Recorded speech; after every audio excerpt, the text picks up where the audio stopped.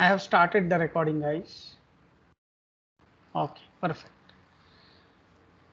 Okay, now we will create one package called types of accounts. Now inside this, we will implement our first class, that is the class savings account. Now when it comes to the savings account, it a, it is a specific type of an account. It is an account, no doubt about that, but it has got few specific attributes of its own. Also the when it comes to the operations, okay, so savings account along with supporting the other generic operations, it supports other operations as well. Maybe it is a case that the let's say for savings account, the interest rate, we earn the interest, right? But in case of savings account, there is a business rule for it, and it is, let's say, if you are having at least 1,000 rupees in your account, then only you are entitled to earn interest, otherwise you are not, right? So stuff like that. So savings account is a type of an account, but having all the account related attributes, along with having something specific also. It could have, like for example, vehicle. When we say vehicle, so vehicle is very generic term, but when I say two wheeler, so it's a specific type of a vehicle which has got two wheels, handle, kick, headlight, tail light, like that. So there is another type of a vehicle, four wheeler. Okay, now four wheeler is still a vehicle. Whatever are the attributes you have defined, the generic ones, headlights, tail lights, wheels, right? So all these things are applicable to any kind of a vehicle, just that they could be different to the number. Like and the two wheelers are having two wheels, whereas four wheelers are having four wheels. So they could differ in terms of numbers, but when it comes to the attributes, they are having the same kinds of attributes: wheels, headlights, tail lights, isn't it? Like that. So savings account, so it does have an account number, it does have a balance as well, interest rate as well. Just it could be the case that interest rate is different for savings account, it could be the case, right? Then the let's say when it comes to the implementation of the methods, like for example withdraw amount, deposit amount, there could be some different rules for savings account. When it comes to current account, for example, there could be some different rules when it comes to let's say deposit or withdraw, or like whatever the operations we think about, right? But the real point here is that when it comes to the savings account, it's just a type of an account, it's just a type of an some other generic entity. So account is a generic entity, whereas savings account is specific type of that entity, right? So we are defining a specific type of an account, savings account. Now this savings account also has all these things applicable, like whatever we have implemented in last few sessions in this account class, all those things are applicable to this as well. I'll just show you what I mean by that. I'll just open this account class over here. If you see, the savings account also has an account number, it also balance. So all these attributes as well as these methods, withdraw and get balance, earn interest, all these are applicable to the savings account as well. Let's say we are defining a current account, so in case of current account also it is going to be the same, all these things are going to be there as well. Maybe in addition to that there would be something specific, it could happen, but all these are absolutely generic for all those, like they are applicable to all those types of accounts as well.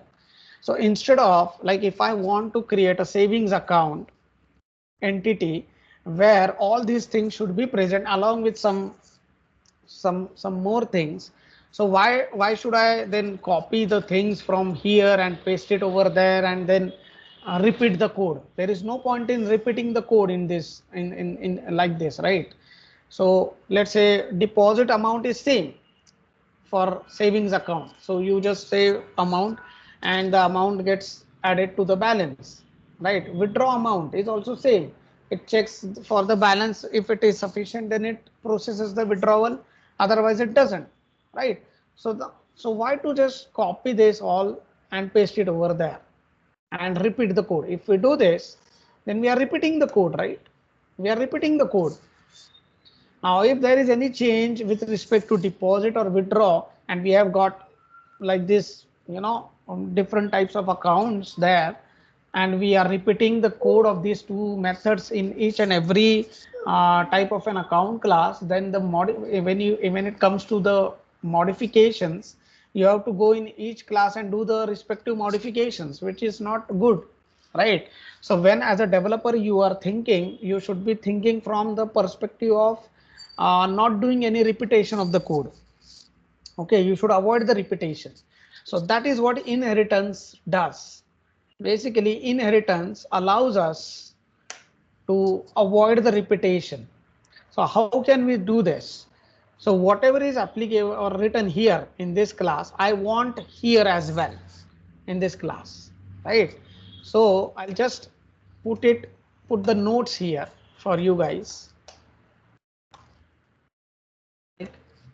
All properties and methods available in account class also applicable to savings account.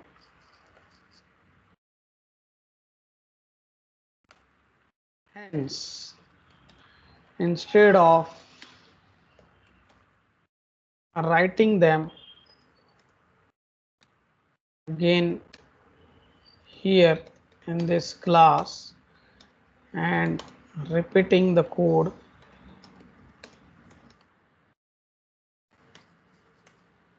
we can inherit them. Hello. Yes. Hello. Hi, Planudan. Yes. Your desktop screen is visible only, not the other screen. Oh, just hold on. Just hold on. Is it for me only or for everybody? We can able to see. No, but we are able to You see. guys are able to see We are it? able to see the. Yes, we are able to. Yeah. Yes, sir. Yes. Okay, so all properties and methods available in account class are also applicable to savings account. Hence, instead of writing them again here in this class and repeating the code, we can inherit them from the account class. That is what we are going to do. So I'll say how to inherit. We will say extends account. Okay, and then I'll save this in types of accounts, the folder which I had already created, the package folder, and here I'll say savings account.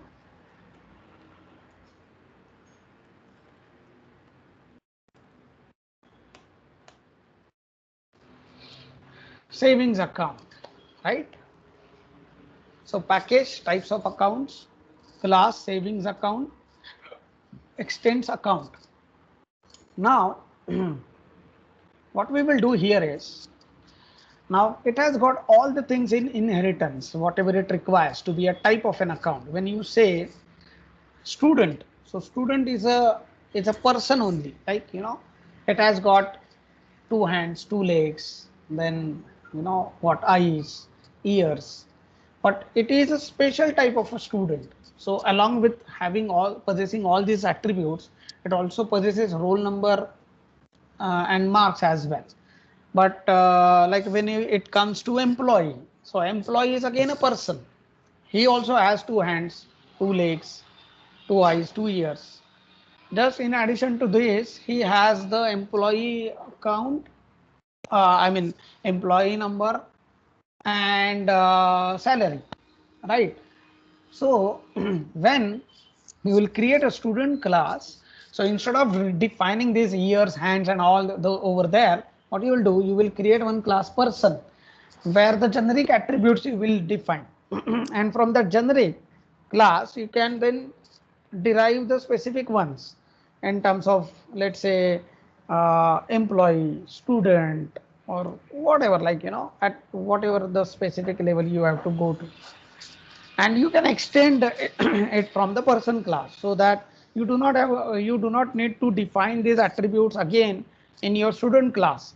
You would only be concentrating on what you need to implement there as a part of the student, like, let's say the student will have, along with hands and these ears and eyes, he will have the roll number, name, then the methods along with run. So student also can run, employee also can run. So run is more a generic activity which any human being does.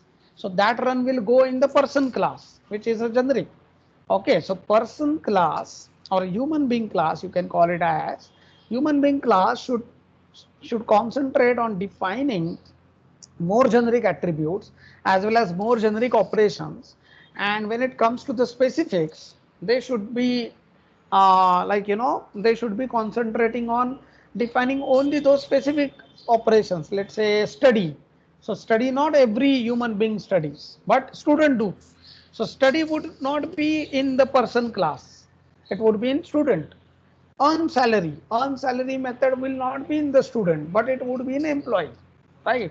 So but employee also can run, he can eat, he sleep, right? So all these eat, sleep, and walk, run, these methods would be in person class, not in the specific ones, because if I implement them in the student class, but when I will try to implement the employee class there also it makes applicable there. So I have to rewrite the same logic over there as well. Run, so person uses the legs and runs. So this implementation I need to keep repeating in the definition of each class, student as well as employee as well as something else as well. So why to do that? Why not to define it somewhere at generic level and inherit it from there? So if at all, if there is any change we need to do in the implementation, that change would be done at only one place, and all the the classes would be deriving it from there, would be accessing it from there, right? That is what happens. So here savings account extends account means I have got, like, this savings account has got all these properties, account number, balance, interest rate, all of these are with this account, this class as well now, along with the implementations. Hello, sir. Yes. Sorry to interrupt. Sir, if the methods are private, will the parent class allow the child class to means use the methods? No, it will not allow. It will not allow. It will not allow it to use it, obviously, because private means what? Private, we are now not yet discussed about the private, but still I'll just give you an answer to this. Private means what? Whenever you define anything private, let's say the method as private or anything as private, then it can only be accessed within the block in which it has been defined. So this is the block, the curly brace open, curly brace close. This is the block of the class, right? So if I am defining anything private, then the usage of it outside of these delimited blocks is prohibited. You cannot use it. So even if it is a child class, the child classes are not allowed to use anything private to the parent. That is how it is. Like, it doesn't mean that if you are creating any class as a child class of some other class, it doesn't mean that you have gotten liberty to use everything from the parent. No, it is not. Parent can still keep the restrictions, like what is the thing there which only I should be using, and not even the child as well. I'll give you I'll tell you that, like, we have a requirement here of making the things private, which we have not yet done. We will be doing it, but whether the variable is private or method is private, not even childs are allowed to use them. Only they can be used by the class which has defined them, right? Not even childs. Yes. Got So it. whether Thank it you, sir. is method or variable, whatever it is, Yes. Got it. Thank you. right? We would be looking at it. We would be looking at the, like we are yet to decide on something about these variables which we have not yet decided. So that is what I mean. That is how I am trying to build the scenario here. Like we are going to have a problem here because of this balance variable. Like shortly, I would be explaining it to you, and then we would be understanding the access specifiers, other access specifiers than public. Yes. Okay. Yes. Right. So the savings account. So savings account is an special type of an account. Okay. So bank says that savings account. So you would be able to deposit the money. You would be able to withdraw the money. No doubt about that. The way we do it generically, like deposit, when you put the deposit, the money or the balance gets increased. When you withdraw, balance get decreased. So the implementation of these operations are absolutely there, like as is, they are available. We will see that. Now let's see. Now what we will do is, now see, this is very important what I am now going to say. It's going to be very important for us now. Just a minute. Let me go to the demo class. Now we will be creating an type of an savings account, like my like customer, like bank didn't have, let's say in the initial stage, bank didn't have any types of accounts. They were operating any kind of an account in the same way, but then they came up with different types of accounts, saving, salary. Okay, so that specifications they came up later, let's say.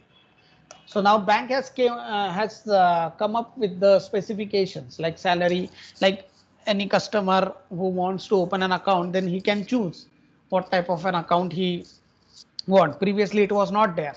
Let's assume that. Now they have come up with these specifications. Now what will happen? Now the third customer will say, I want to open savings account. So he will be very specific into it. He will say, I want to open not generic account, but a savings account. I have the requirement of the savings here. So let's create an object of it, savings account. But as the savings account class resides in some another package, so we have to, now you guys must be remembering this, like here we have reference of the package all the time, reference of the package dot class. This is how we used to refer every time, right, in any, for any class.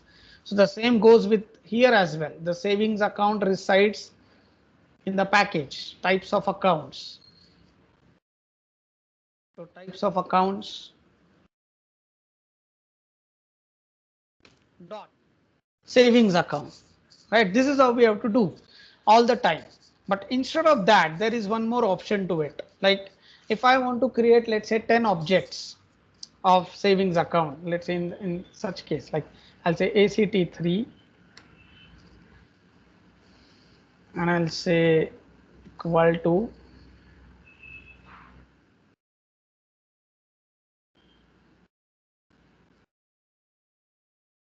and this is how we create an object, right? Equal to new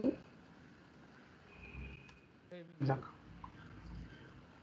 This is how we create an object. But if you observe, we have to do package name dot class name, package name dot class name everywhere where we are referring to that class name, either as a while defining the type or while calling the constructor as well. We are required to refer to the class name and it has to be associated with the package name always. So instead of that, what we can do, instead of everywhere we refer to the class, instead of associating it with the package name, what we can do is we can import that package. So import, and I'll say import types of accounts, the name of the package. So I'll give the reference of the package only once, not every time whenever I'll access any class from inside it. And I'll say star. So star means whatever are the class files from that package folder, you just import them all into the context.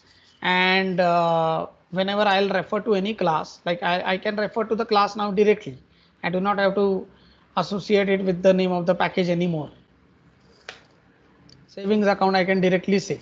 So how would it know that where to go and find the savings account.class file in which folder? So that reference we have given, but that is only the single reference now.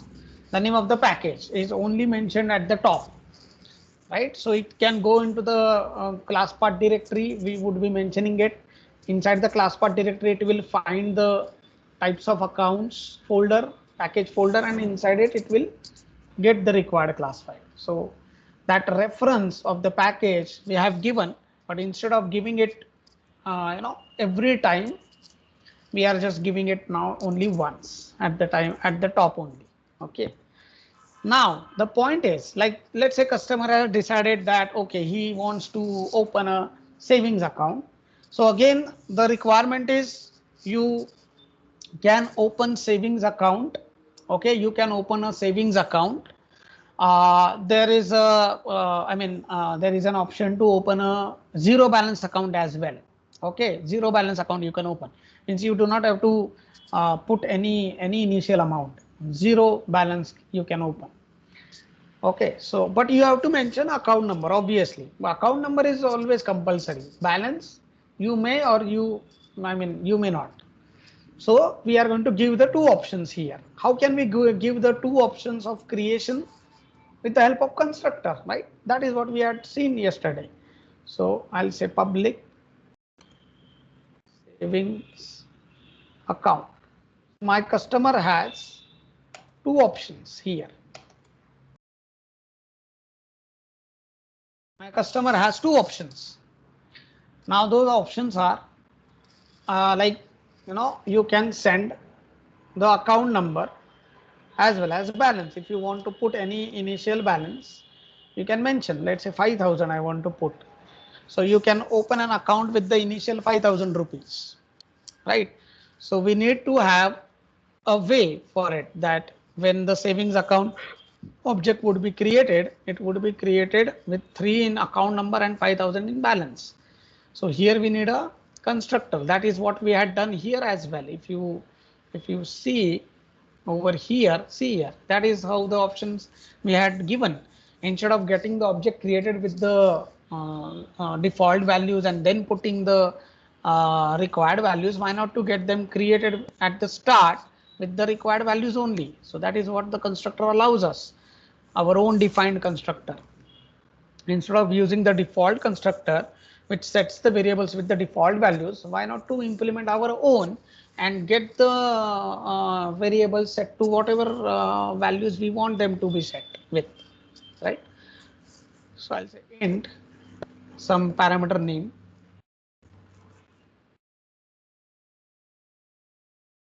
and now what we want here, like whenever you say account number 3 ANO, so where you want to use this value to, you want to use it to set it to account number ultimately, no?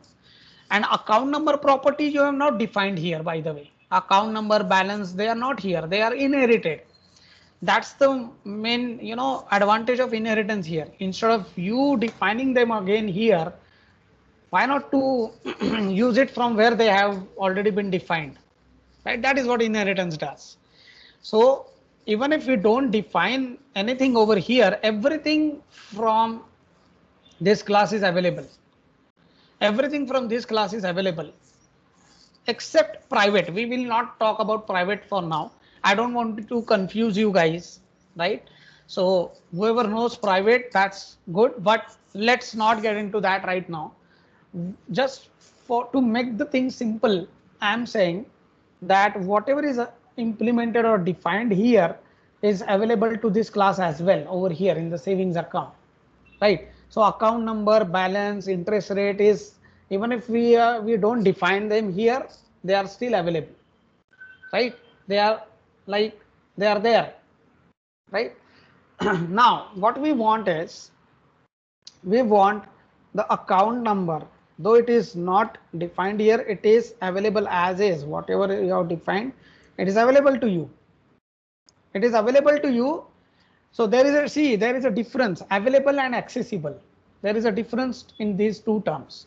Available means it is yours, but maybe the access is not given to you as yet. Like for example, we all inherit the wealth from our parent, but does parent allow us to use it? No, they don't. They say you earn your own wealth, right? That is how it is. I mean, like legally it is yours, but it is not yet accessible to you unless and until that access is been granted to you by your parents, right? That is how it goes. So this account number is available to this class but not accessible. But because if you see, the account number is right now accessible though, but I'm saying that everything available over there may not be accessible. Okay, that is what is the case with the, now we are going to do this the thing here, that instead of making this account number public, now the problem with making it public is that when you are creating an account like something like this and you're setting the account number to 3, now as the variable is public, what you can do, you can do something like this as well. You can set any value to it even after the creation. And does bank allow us to do this? No. Once you get the account number, and that is what you have to carry, you have to carry that same account number throughout the life cycle of that account, right? So bank doesn't allow you to change it once you get that account number. But as this variable we have a public, as I had already mentioned, when you make the variable public, it means you're exposing it, and with all the possible for all the possible operations to it. The possible operations are getting and setting. So this is exposed for both kinds of operations, getting and setting. But we do not want the this to be exposed for setting unless and I mean only it has to be set with the required value at the time of creation. But after that, nobody should be able to set any value to it. So that's why we are now going to, we will not be anymore having it as public. Account number would be like this, account number.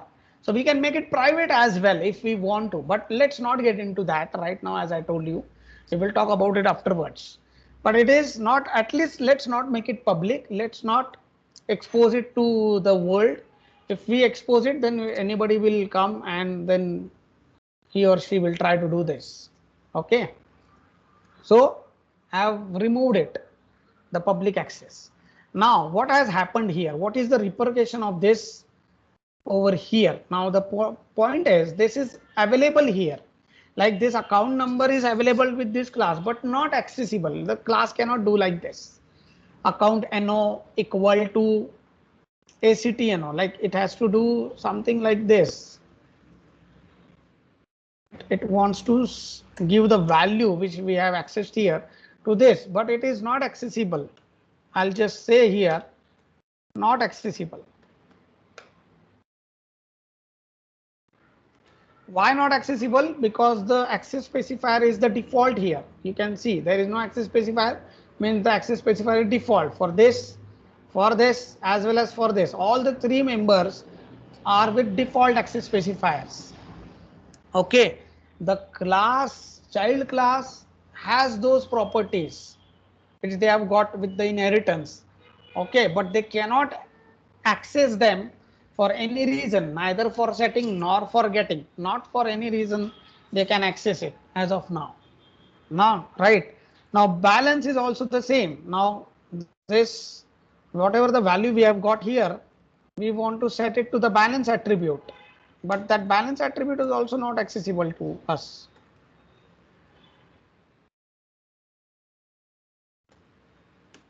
This is also not accessible. I'll just mention here as well.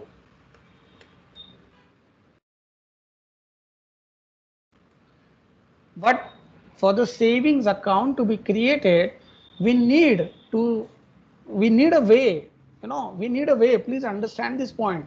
We need a way here that, okay, I want to create a savings account, but with this 3 as my account number and 5,000 as my initial balance. But unfortunately, I'm not able to put the values into these variables here because of the access restrictions. Okay, so class can restrict you from accessing the data, and that is what you know that encapsulation and the abstraction is all about. It's about securing the data from outside access. So now, but we have a requirement to access it. We cannot just uh, live with this restriction. We want to access it, but then how can we access? Now let's understand this. We want to access these two variables, but the class is not exposing the access to us. It's not exposing. You can see over here, the class is keeping the access to the default. So if the child class happens to be in the same package, like default access means what? The access is only allowed to the classes which are part of the same package, account system package. But our child class is in some different package. You can check types of accounts package it is in. So that's why it is not able to access it, right? But now what is the option here now? But we just want to just set it the value, that's it. I mean, access is just for the sake of giving it the values. But how can we do that? Now what we can do is the class, whenever the class restricts the access, okay, if the class is restricting the access to the variables, but then class should allow the access to the variables through some methods. Like if let's say you want the balance only to be retrieved, like you do not want to set the balance, you do not want any to provide any way to set any value to the balance, okay, so then you should restrict the variable, but then you should, on the other hand, you should be providing the method to set the value to it, like set balance or something, if you at all you want to give any you know option of that kind. So like, you know, the classes always controls the accesses to the variables through methods. So they restrict the variables, but if they want to allow any kind of an access, either get or set, then they provide the method for that same to you know to allow that access. So here this class has already given a constructor.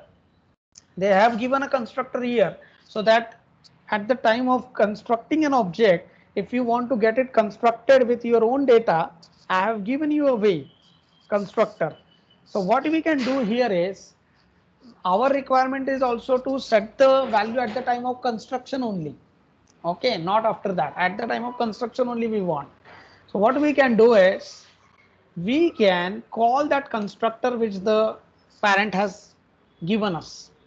So this constructor they have provided just for the same purpose, like at the time of constructing you can send in the data and you can get the object created with whatever the data you want it to be constructed with, right? So we can make use of this constructor here. So how to call the constructor? This is not allowed, hence I am now just, you know, commenting, otherwise we will get an compilation error, account number is not accessible, it is not public and all.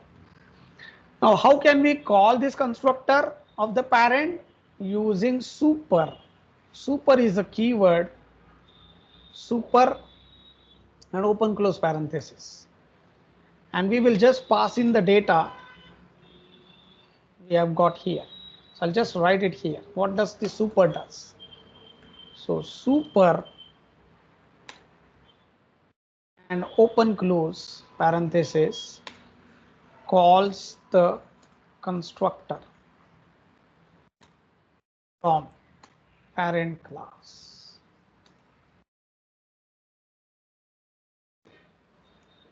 So what we are doing here, we are calling a constructor, this one, this constructor we are calling account, and whatever the data we received, we are just passing it here, and we are asking, what we are saying to the parent, okay, if you are not allowing me the access, that's fine, but I just want to put this data into the variables, so you please do it. Okay, so what we are saying is, like, if you are not allowing the access to us to the variables, right, you do not want to expose them, that's fine, but at least then give us some method so that we can get the desired access to it. So if you do not want to give us the full access, if it gives us the full access to the variables, we would be able to do anything with that variable then, right?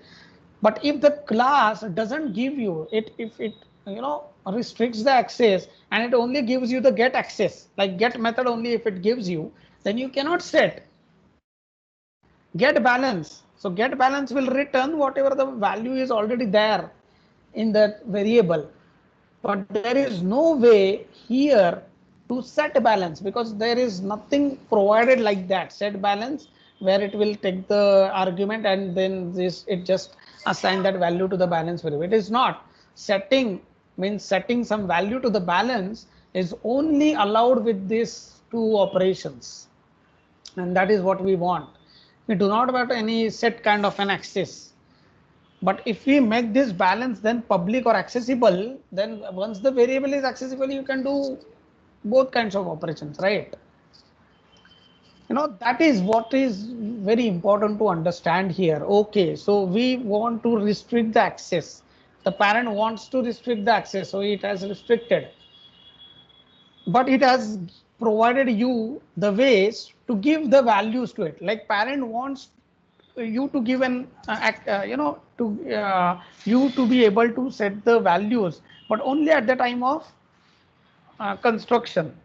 That is what constructor is there for, right? So they have provided, the parent has provided us a way, and that way only we are using here. So we are calling the super class constructor and sending it the values.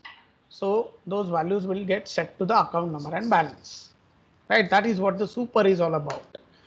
Now there is one more point which we want to understand here. Say now let's first complete this, and then I want to explain one more important point. Here guys, what is super here? What the super is doing? Yes, sir. Getting the access to the class, to the property. Accessing the variable. Now what I'll do is, guys, now there is going to be a problem while compiling this. Like wherever we have accessed the account number like this, now we have to comment it.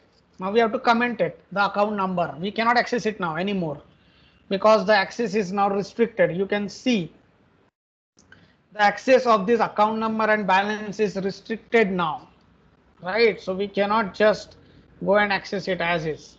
So we have commented here, that's good.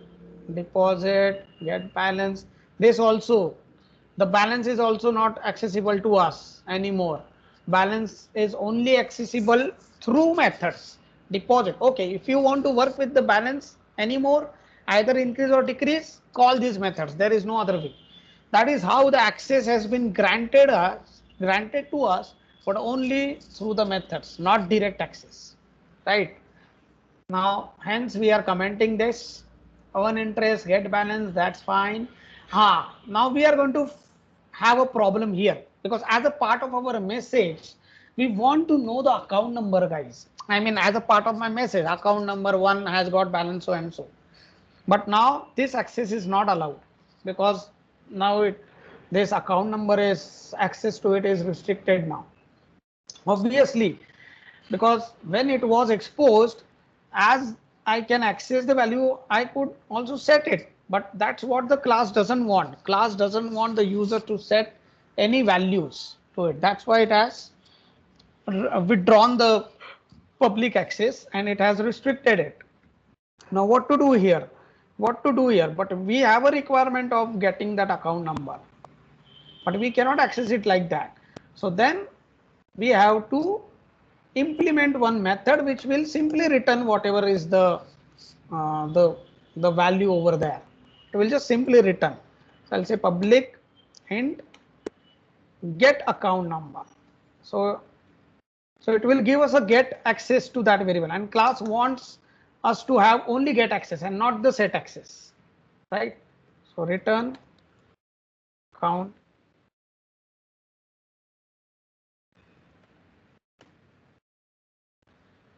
So that's what class does. Okay, it withdraws the access, But even if it wants to give you a certain type of an access, either get or set, any of the two. If it wants to give both, then obviously it will, instead of providing with the, instead of implementing the methods, it will make it public only, or it will make it accessible only, right? But out of the two, if the class only wants to give you only one access, one kind of an access, then it will restrict the variable, but will provide the method to allow that kind of an access. Okay, so get account. So now what we can do is, and now this get account should be accessible to us, then only we would be able to make use of it, otherwise not, right? So I'll say get account, and I'll just call this here act1 dot get account.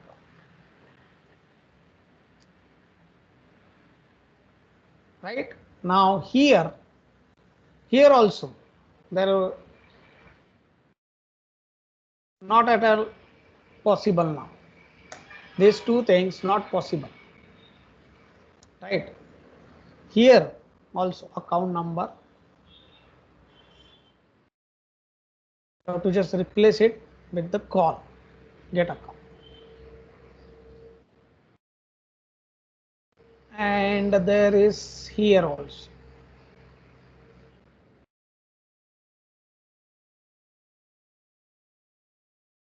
Correct. Now this is not allowed, act2 dot balance, because the balance variable is not anymore accessible to us, right? So we will call get balance. Wants us to access, but only for getting purpose, not setting. So it has provided that method to us, which will allow us that kind of an access. Get, right? Here also. So that is how class, it can decide what data I should expose and what data I should not. Count.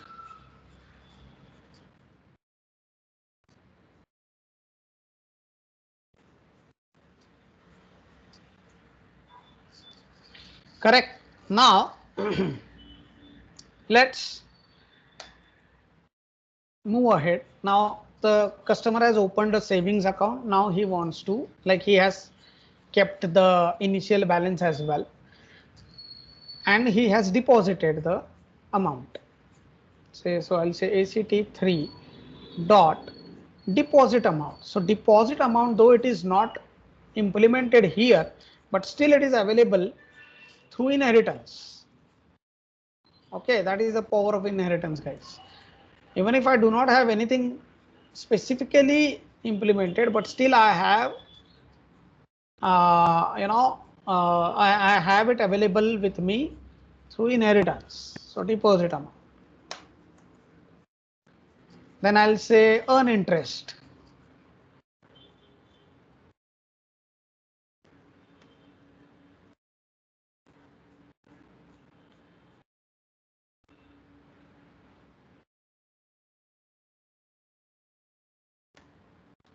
I want to earn the interest.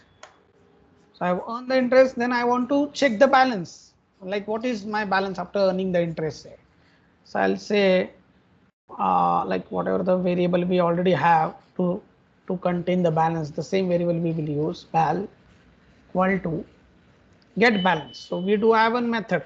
So though it is not here, but still it is available here through inheritance, right? So I'll say get balance, and then we will print whatever the balance we have after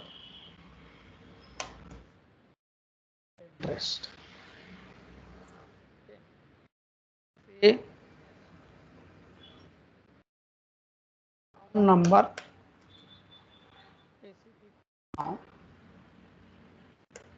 account number, balance is so and so. Perfect. Let's save this, but first we have to compile this class, because we have done some modifications here, like we added this method. Also we withdrawn the public access of this variable and we made it default. Now let's see what next we will be doing with respect to that. But As of now, let's get on with the compilation. AMD, and I'll say Java C. So let's compile the account class, Java programs, account system, and let's compile this.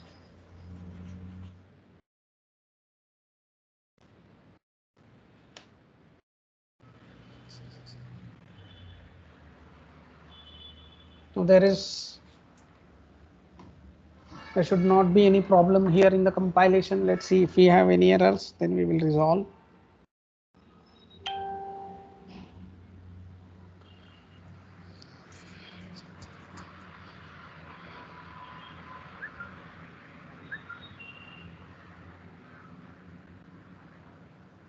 Okay, so here cannot find symbol. Okay, balance not. I think we have not compiled this or what. Let me check.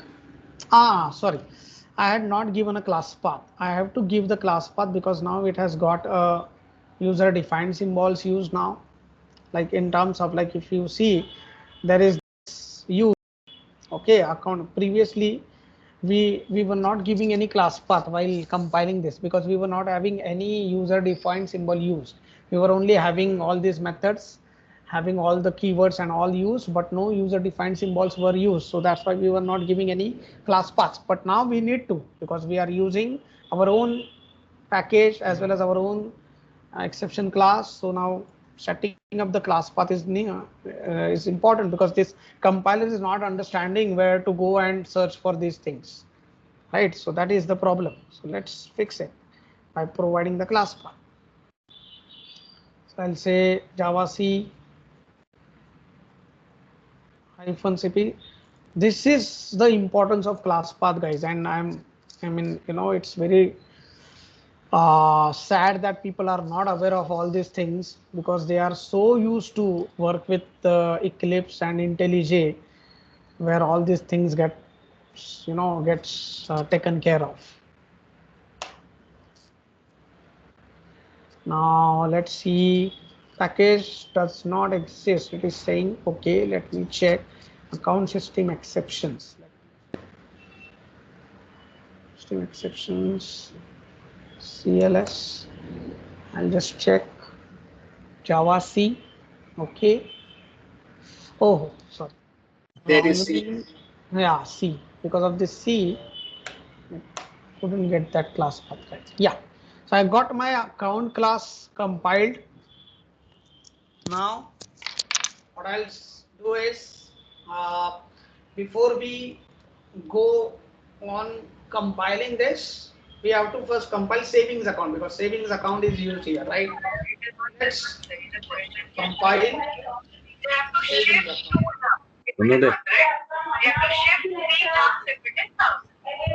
Hello. Yes, sir. Yeah, Pranad, can you explain one more time what was the issue and why we needed that class path to be defined? Okay. Can you go to that line which was causing that error? So Yes, I can... yes. I'll explain. Please go on mute. Yeah, thanks. Okay, so previously we were having Java C, and like we were compiling this account system.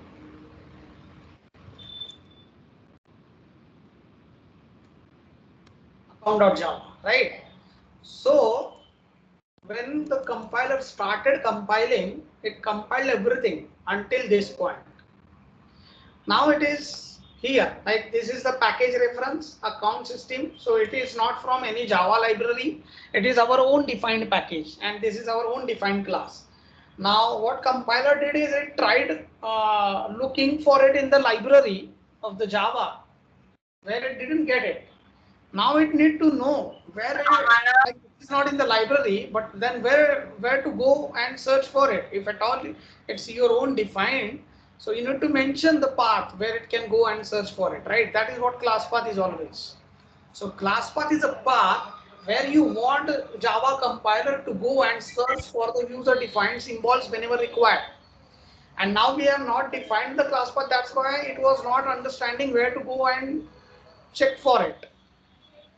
Hence, we need to define the class path, right? Right. Prior, like in the initial implementation, we were not. That's why we like it was not necessary for us to set the class path at least this account and use. The voice is not coming up. We changed the implementation to add this exception there, right? Now hence we need to do this now. Got it? Yes, it's clear now. Thanks. Now let's do the compilation of our savings account. So savings account is inside this folder, right? So I'll say types of account. Now the savings account also, if you see, the savings account also has a reference to our own defined class, this account, and also like over here there would be a problem. Like if you see public class savings account extends account, we have not given any reference to the package of the account class.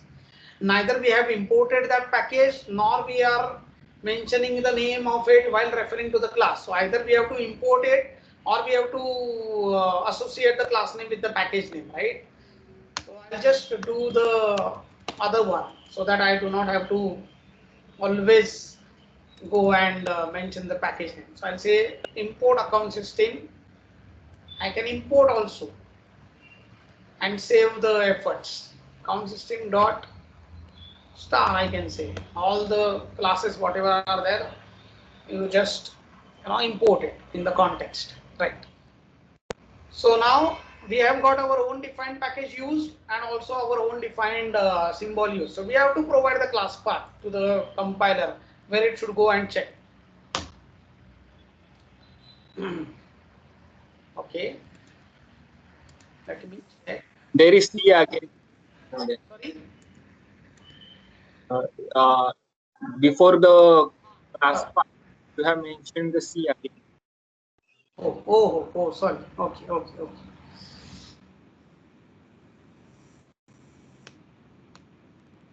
Yes. So savings account also got compiled successfully. Now let's get on with the compilation of this demo. Now let's see if we get any errors here. Now I'll come here, Java programs / then I'll just mention my folder which is account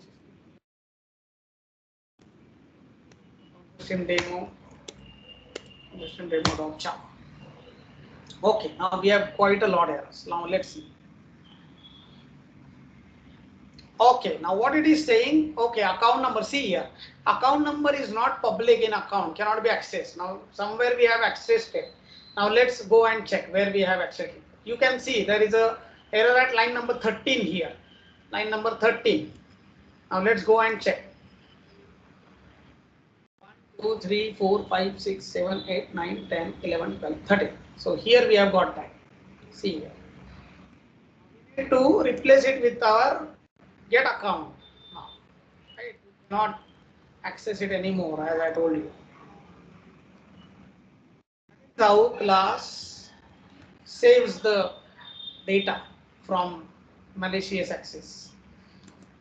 I'll say now I have saved it CLS. Okay, now constructor account in class cannot be applied to given types. Okay, we will see this. We will see this what it is. What it is saying is, I'll tell you.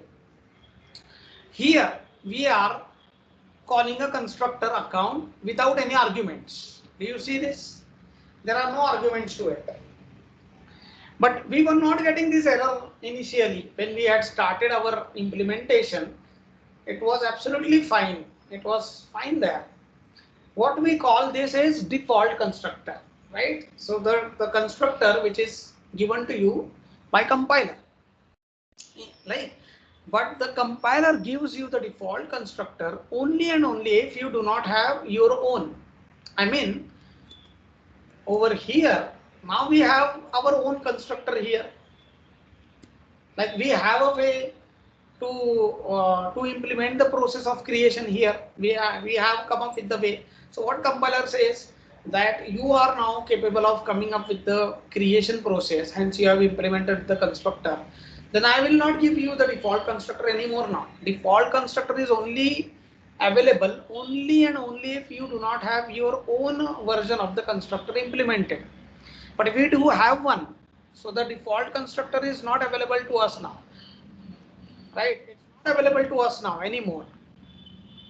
But what we will say is, now we want to change it a bit here though, that we want, like whenever the account object would be created, okay, we want at least account number to be set, right? Now, because like initially when we were creating an object, the account number and balance, like, you know, they were getting created with the default values, and then we used to put our own data here. But now it is not allowed here because this account number is no more accessible as well as the balance.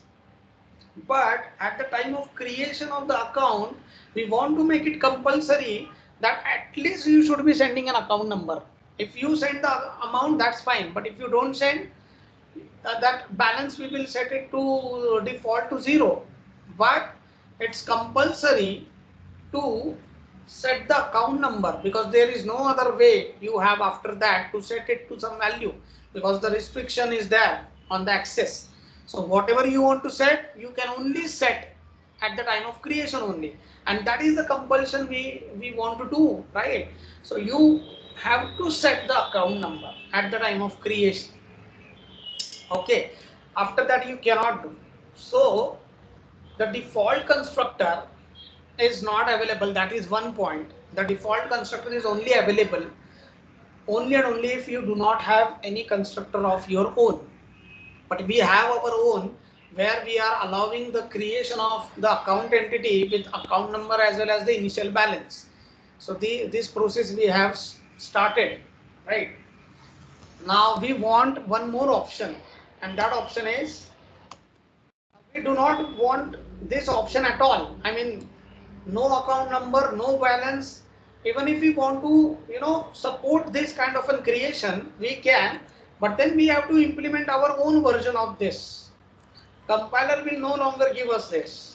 So we can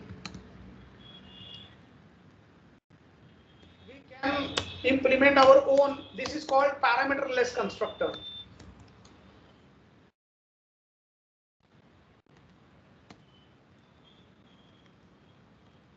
Default is no longer available to us, guys. Default is the one which the compiler gives us or the Java gives us, but that is no longer applicable to us because we have our own, right? It is only available to you when you do not have anything of your own, then only it is available, otherwise not. But if you still want to support this kind of a creation where nothing would be specified, then you have to implement your own constructor like this. But it doesn't fit in our context. Why? Because what will happen if we support this, if we implement this, what will happen is the account can be created without specifying any account number as well as balance. Okay, but if you see the context now there is no chance for this object to set any values now anymore. That's fine with the balance though, but balance can still be increased or decreased with these methods. But if you see the account number, it will always be 0. Okay, but we, like, the bank doesn't have any account with the 0 account number. It has some account number, right? Every account compulsorily should have some account number, right? It cannot be 0. So that's why we do not want to support this kind of a creation where we are not specifying anything. We want to make it compulsory that at least specify account number. Even if you don't specify balance, that's fine. Getting my point? So here, this kind of a creation we do not want to support. So what we will do is, we will make it compulsory at least to set account number, or let's say we can make it compulsory here as well that no, if you want to open an account, then you have to account number is compulsory, that's there, but even the balance is also compulsory. You have to set some balance here. I mean, not the zero balance account is, let's say, not supported, for example. Okay, it's not supported. That support bank started with the introduction of savings account, but when it was initial days, initially the bank wanted you to put some initial money. So we have to change this now. We cannot call this anymore because default constructor is no more available. Also, we have not made any provision to support this kind of a creation. So we will do the change here. We will say 2 and we will put some initial balance, let's say 500. Getting my point? So these are the repercussions of this change now, guys. Like, implementation of the constructor made the default constructor unavailable to us. Now we do not want to support a creation where you can create an account with zero account number which is invalid, and also bank doesn't want to allow the zero balance account as well. So you are compulsory required to put some amount. So that is how the implementations can be done. So if you want the creation to be happening with the required data, it is compulsory. There is no other choice. So you can make that compulsion by providing the required constructors, so that you have to adhere to the creation process. You cannot just change that anyway.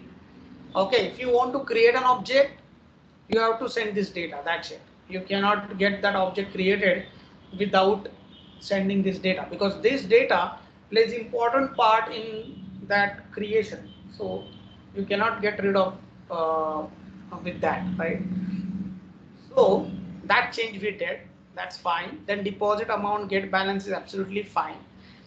Now here, when it comes to okay, let's compile and see whether we have any more errors. Okay, I have to not compile the account anymore. Okay, that's fine. So there is a problem, method deposit amount class account cannot be applied to given types. Oh, okay. So deposit amount, if you see the deposit amount, I have called without sending any argument. Without sending any argument, I have called the deposit amount, but that is not the definition of the method, isn't it? The definition says that you need to send the amount which you want to deposit, right? So the call which you are doing and the definition should match. When you are calling any method, the way you are putting the call and the way the method is defined should match. So here there is no match, hence it is causing us a problem. So I have to send, because deposit amount is a method which relies on some external data. It cannot just work on its own. It has to know what amount you want to deposit, right? So CLS. Okay, get balance. Maybe get balance. So I wrongly said get balance. ICT3 dot get balance. I should be said, because the get balance method is in that class, so it has to be called with the object reference always, CLS. Now the compilation would be fine. Okay. Now let's say over here savings account. Now in case of savings account, bank also has given you an option to open a zero balance account as well. Means you do not have to send the value to the balance parameter. You can only, but the account number is compulsory. Sending an account number is compulsory. There is no choice. Only the balance, like if you want to open a zero balance account, then you can. Okay. So what we can do is, so here right now it is compulsory. If you see the constructor which is constructing the object, it is asking you for these two values. Right now there is no option, but we want to make it available now. We want to make it available now. So how can we make it available? I want my fourth customer wants to, now this customer has opened a savings account with initial 5,000 balance, but now my fourth customer wants to create it or open an account with zero balance now. He will not be mentioning the balance. Because he wants to set it to the zero. This kind of. Only the account number he will mention because that is compulsory. There is no option to it. But for the balance, we want to provide an option. Okay, mention the balance or you don't mention the balance. Two ways we want to open. So how can we do that? So we can provide one more constructor. Okay. So the constructor, one more version of the constructor, which will only ask for account number. Doesn't matter what is the name of the parameter though. Right. It will not ask you for the balance. So what we have done? So we have provided two ways of constructing an object. Either send both the values or send only one which is required. The rest would be set to the default. So we have provided two ways to create an object. Hence, we have implemented two versions of the constructor. So what we have just done, constructor overloading. This is called overloading, where usually we say the method name is same and this and that, but the real implementation is this. When you want to open and multiple options of creating the object, you do constructor overloading. So I'll just mention here. Constructor overloading. Constructor overloading is basically multiple versions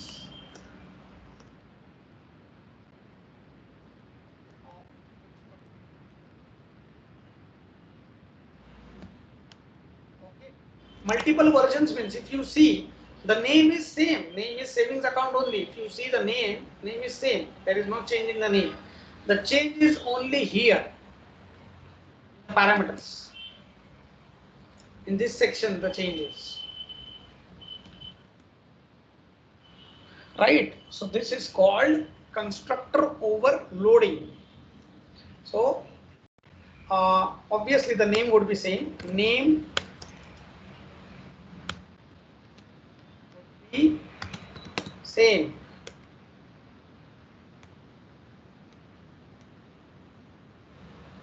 changes would be with respect of parameters.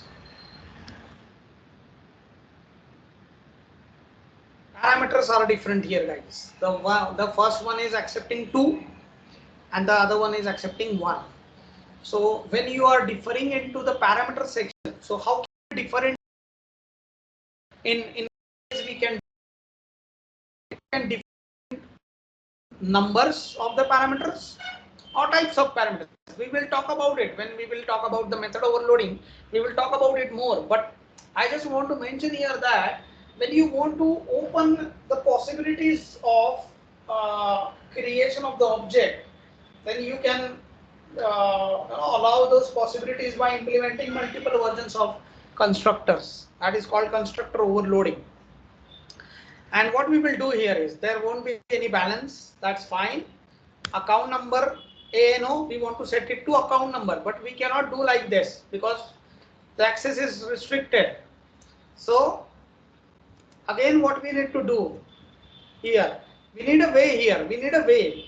The way we had a way here, like the parent had provided a constructor, like parent had given us a way to set the value at the time of creation to it by providing the constructor, right? But here also we need it only for the account number, but we need it now. Here we did it for both account number as well as balance, but the parent over here to also provide us a way to set only account number, the balance, that's fine. But this also, it will provide us that way by providing a constructor.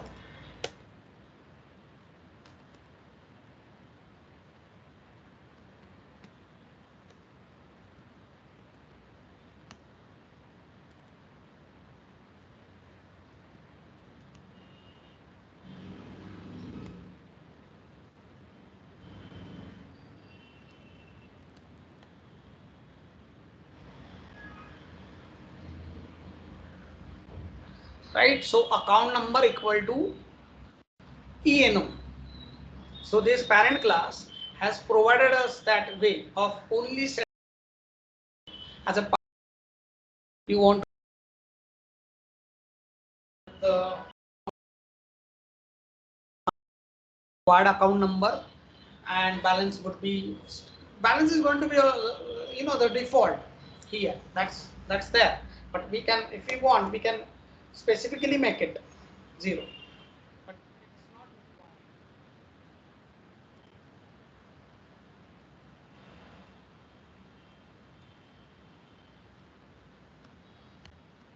It's not required though, but still I have done it.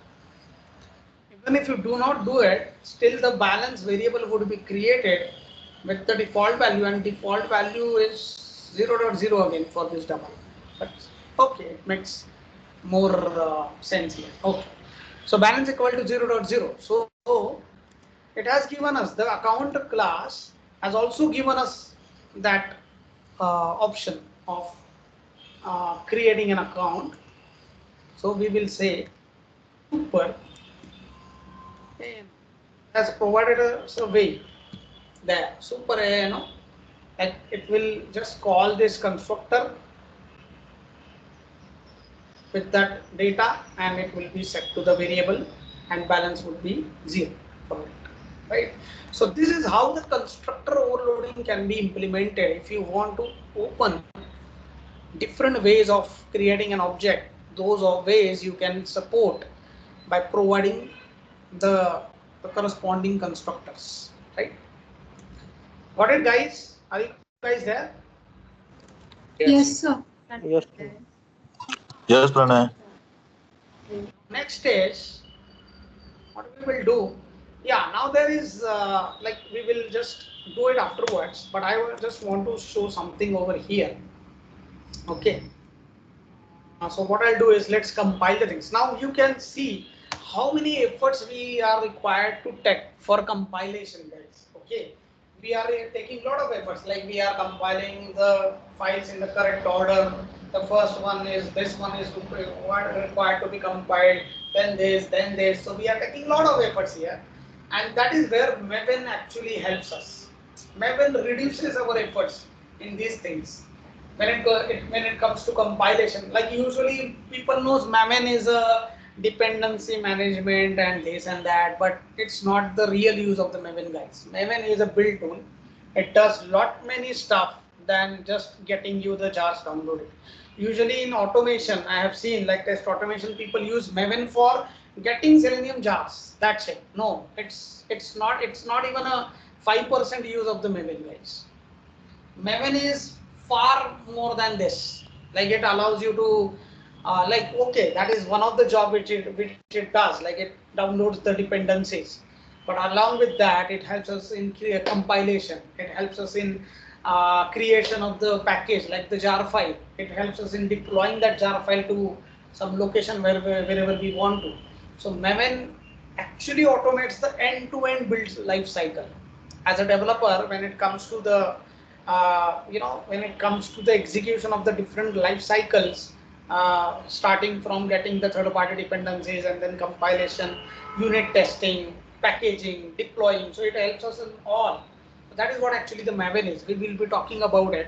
But right now, just observe how many efforts we are taking and how can then we reduce these efforts, because that is what I had already always been saying, that if you want to use something, use it, no doubt about that, but you should know why are you using it. What will happen if you don't use Maven? Won't we be able to do the automation? Won't we be able to do the development of the Java application? Yes, we can. but we have to just put in the extra efforts in order to get the things done. If some tool will, if it is helping us to reduce those efforts, then why not to use it? So that is what Maven is. Maven actually helps us in all these things, like whatever the things I'm doing right now, Java, C, then setting up the class paths and then providing the path and taking all these headaches. So actually Maven reduces that headache for me. We will talk about it. But I just want you guys to observe these efforts. Then only you will, understand the real value of Maven. So Java, C, I'll say, I'll just compile. Now this is difficult here, like understanding the, I mean the order of the compilation and all. A lot of efforts we are putting into all these things. But Maven actually it is superb. Like it reduces all these efforts.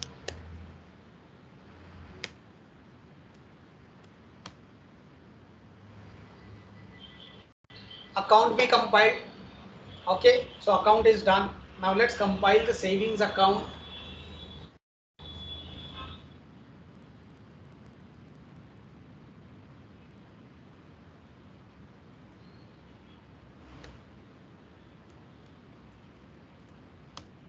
Savings account we compiled, absolutely fine.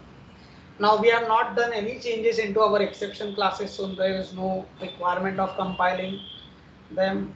So let's compile our demo.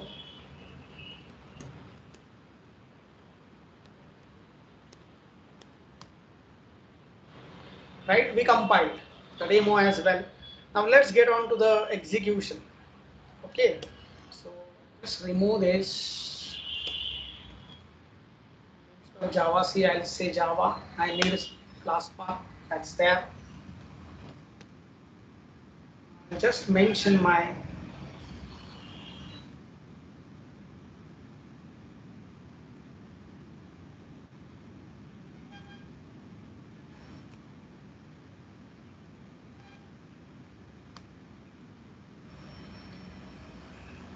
right. So we have got this entry is for that savings account, this third number, you can check. This one is for that savings account. Here you can see savings account has got a account number 3 and initial balance is 5,000. Then we deposited 1,000 rupees, so the balance became 6,000. Then we earn interest 10%, so 6,000, 10%, 6,600. So our balance here became 6,600, and that is what we got here. Account number 3 has balance rupees 6,600 after earning interest. Right.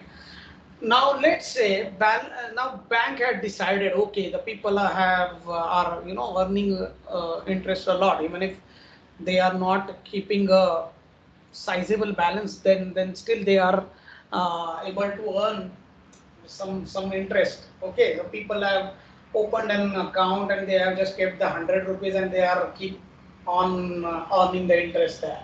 So now bank wants to keep some limitation. Okay, you are entitled to under interest, no doubt about that. But the limit, the rule is that you should at least have 1,000 rupees in your account. Otherwise, you are not entitled to an interest. Let's say that is what the bank wants to do, but with respect to only savings account, not for any other, like not for current, not for salary. Only it is for savings account. Okay. Now let's understand. Now because of this new change into the rule of the bank, what will happen? Let's understand this. Now this savings account is currently using the implementation of the earn interest which it has inherited from here. So this is what it is using right now, the one which it has inherited. But now with this new change, it is required to change the implementation only for savings account, guys. If I change the implementation here, all the classes inheriting will get that change, and I do not want that. I want that change only to be limited to savings account and not for any other class. deriving from it. Okay, so what we will do then, like this, I mean the inheritance when it comes, it is the definition of the method as well as the implementation. Everything gets inherited, right? Everything gets inherited. Savings account, by the way, called definition of the method, where you have mentioned the return type, name, and parameter list definition, and this is implementation. Okay. Now this savings account class is fine with the definition. I mean, it do not want to do any changes into it. Definition is absolutely fine. Still, it is applicable to it. The definition is still applicable. Like still the operation interest, earn interest is not, still doesn't require to return anything back. Also, it doesn't require any input as well. I mean, in terms of the third, I mean, I know the external data also is not required. So definition is absolutely fine. What the problem is, it wants to change the implementation here because of the new change. Because of the new change in the rule, though the definition is absolutely applicable, like still the definition is applicable because there is no change in the way the operation gets performed, only the change is in some implementation, right? So what this class will do, it will keep the definition, it will not change it, it doesn't require to, rather the definition it will keep same, it will just change the implementation. What is this then? Overriding. No, usually we say overriding this, that, we have overridden this and that, but then we should know when to use that overriding. So overriding means you are keeping the definition as is of the inherited method. So you already have this method inherited from the parent. So you are keeping the definition but changing the implementation. So I'll say here,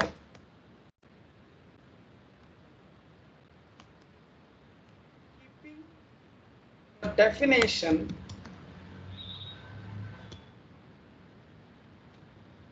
of overridden method, keeping the definition of overridden method but changing the implementation.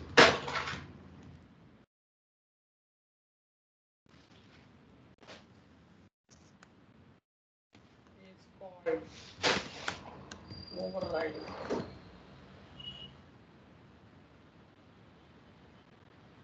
Right? So here we will change the implementation.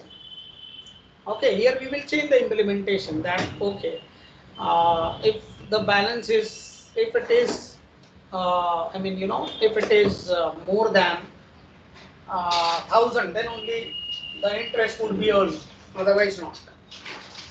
Right, so let's do that.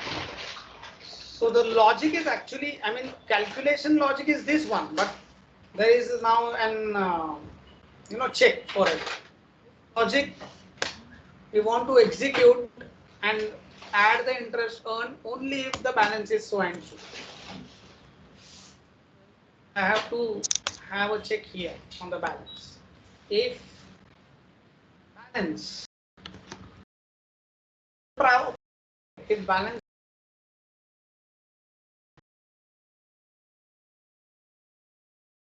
you the interest, it has to be always more than 1,000. We will check like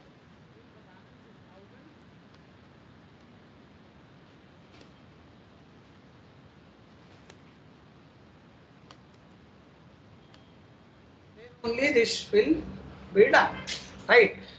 Now the point is this balance, this the implementation of this method requires the access of this variable balance, because we want to know what is the current value here in order to implement it. Here also we need an access, but if you see, the access of the balance is not allowed outside of the package because it is with the default.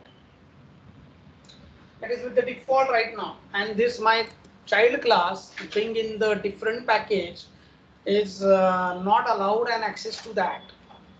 Okay, so now there is a hurdle into this implementation.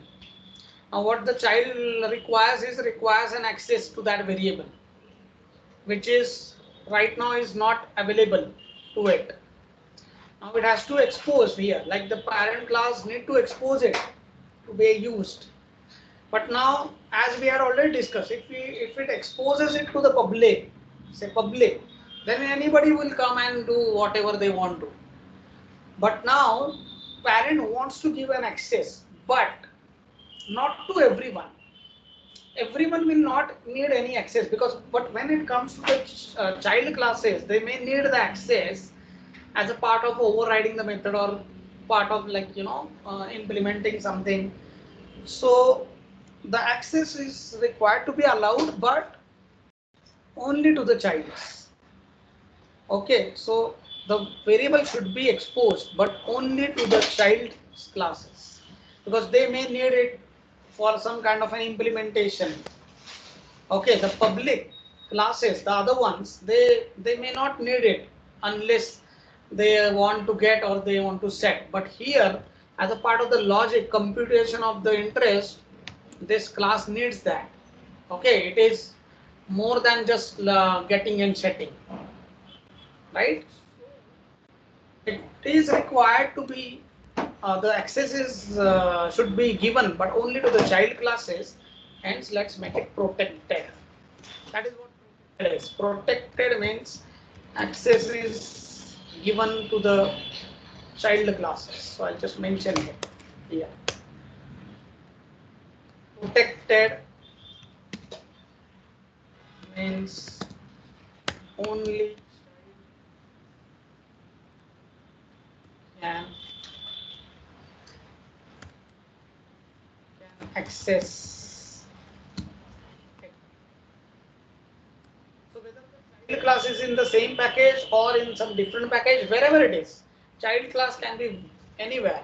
But as long as it is in the parent-child relationship, like it is in the child relationship with this class, it would be able to access this. So I mean, this is what I was talking about. Only giving the definitions wouldn't serve the purpose. Like, but if I am giving you the definition along with the scenario also where we can implement this. So this is the scenario then, right? So we will do this, and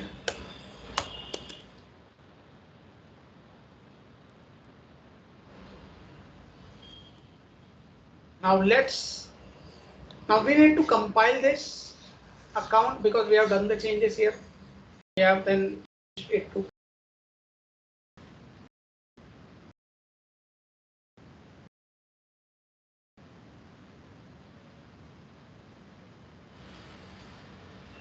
Java C-CP account.java.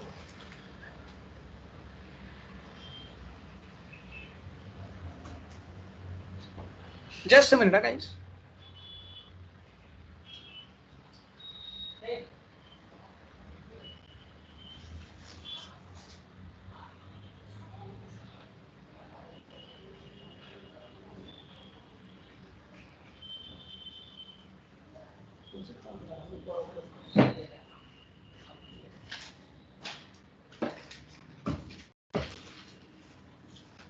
Right. So account.java.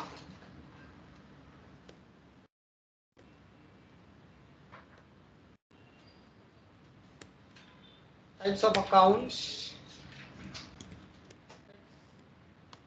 File savings account.java.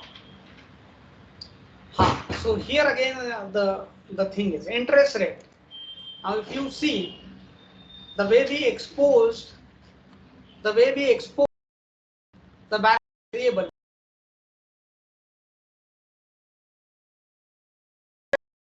default one, okay, which can only be accessed within the same package, right? So we need to expose it as well. So how can we expose? Again, let's make it protected, obviously. We do not want to expose it to all. We want to only expose it to the child class, so that it would be able to implement what it wants to implement, right? Protected. Now let's CLS. First, let's compile the account.java, because we changed the interest rate, access savings account. Savings account is compiled successfully now. Now let's go here, and now what I'll do is I'll just try to keep the balance of this, account to, let's say I have done the account opening with 100 rupees and then I deposited 500 rupees. And now if I try earning the interest, then let's see what happens. Okay.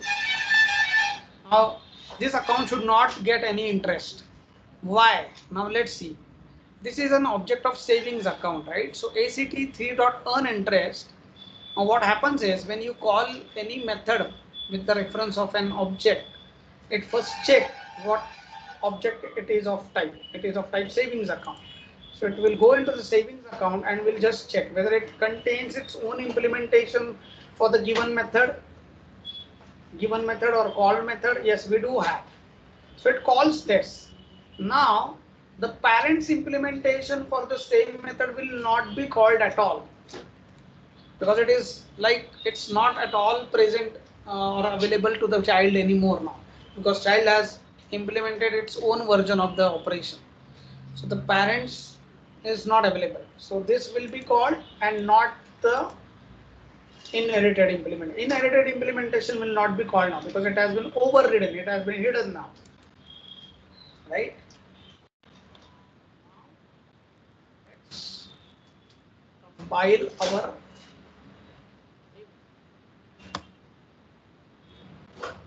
CLS.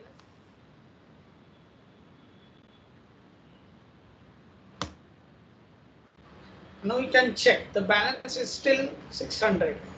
We didn't get any interest. Maybe we can have that indication that we didn't get any interest in this else.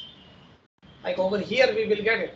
Okay, here we will say if the balance is this, then it would become like it will earn the interest. Otherwise, we will say out.println. We'll say you are not entitled to earn interest.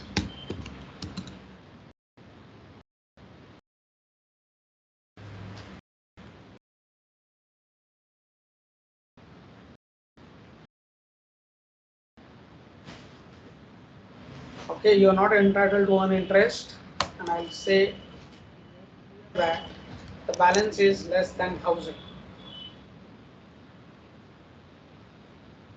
You have is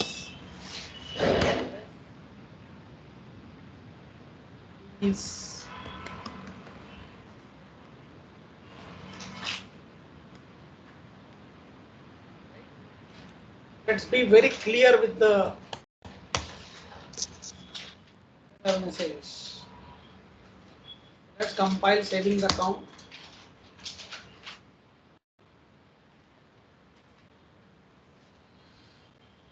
And yes, so you are not entitled to earn interest.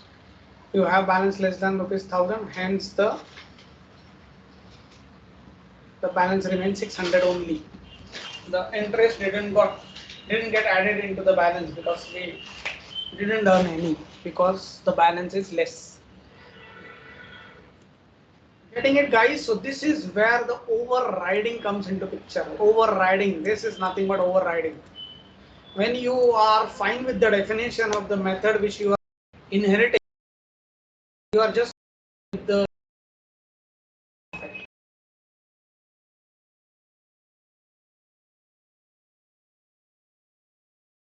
current account will inherit from the training. But if there is no change into the way current account gives you the interest, so it will keep inheriting it from there. Whenever there would be any change into the rules, it will override. But it is not compulsory. Overriding is not compulsory, guys, here. It's just because it made it overrider, this method, just because of that specific rule which we want to apply to it. but it's not compulsory. Getting it, guys? Hello. Yes. Yeah. Yes, So Pranay. please understand, the overriding is not at all compulsory. It's always optional based on the context. Now let's create one more class so it will be more clear, guys. Let's create one more type of a account, salary account.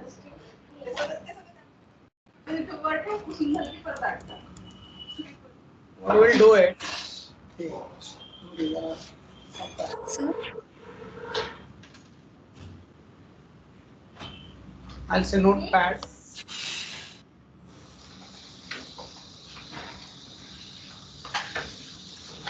And let's create a package.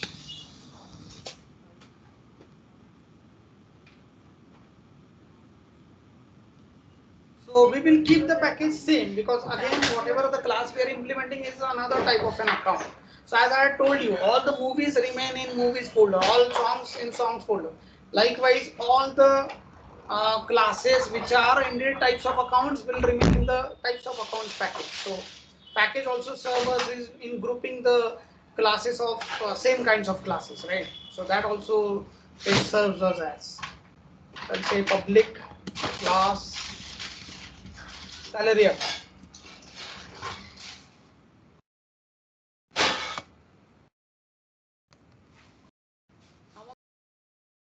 Things account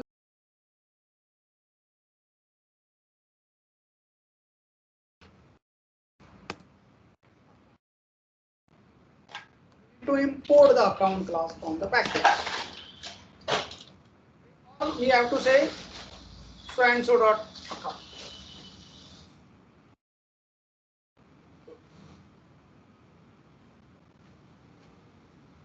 Salary account extends account. Right? Now provide the creation process of salary account. So let's say bank wants account number is compulsory, there is no doubt about that.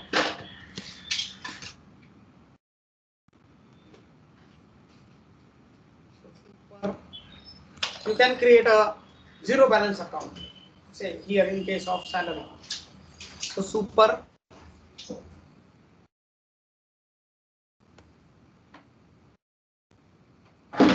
I'll just save it as salary account.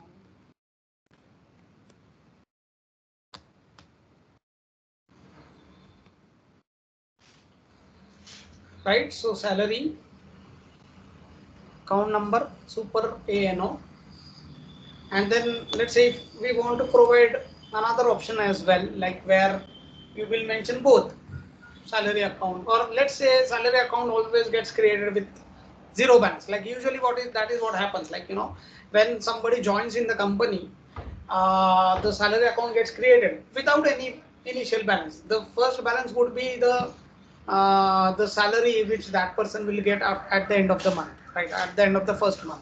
So let's say salary account can only be created with the zero balance only. Okay, so there won't be any option to it. And let's save it. File the salary account.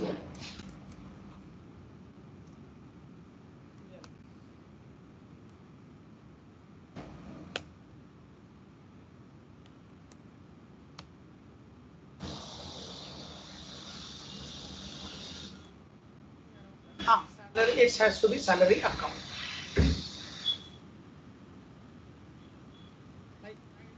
Now, if you define it with some other name than that of your class name, then it will consider this as a definition of some method and not the constructor. Constructor is required to have the same name as that of class. Okay, but what it is like the error is, it is considering this as a not as a constructor definition but as a method definition called salary. But when you are defining any method, it has to have a return type. You cannot define the method without any return type. But if you see the constructors can be without return type. You can see there is no return type here. So constructors are the methods which are without the return types. which I'll mention. Constructor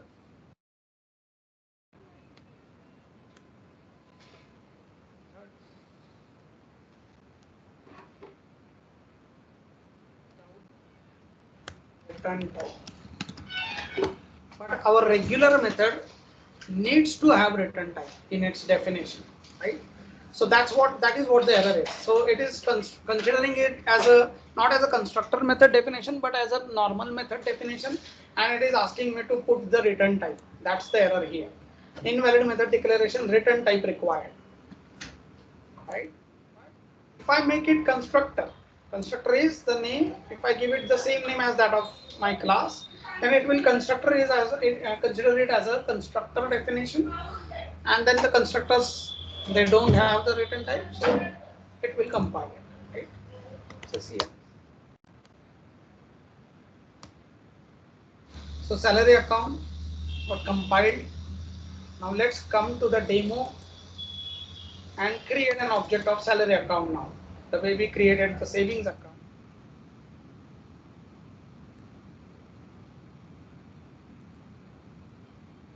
But the option of the creation is only this option we have, salary account.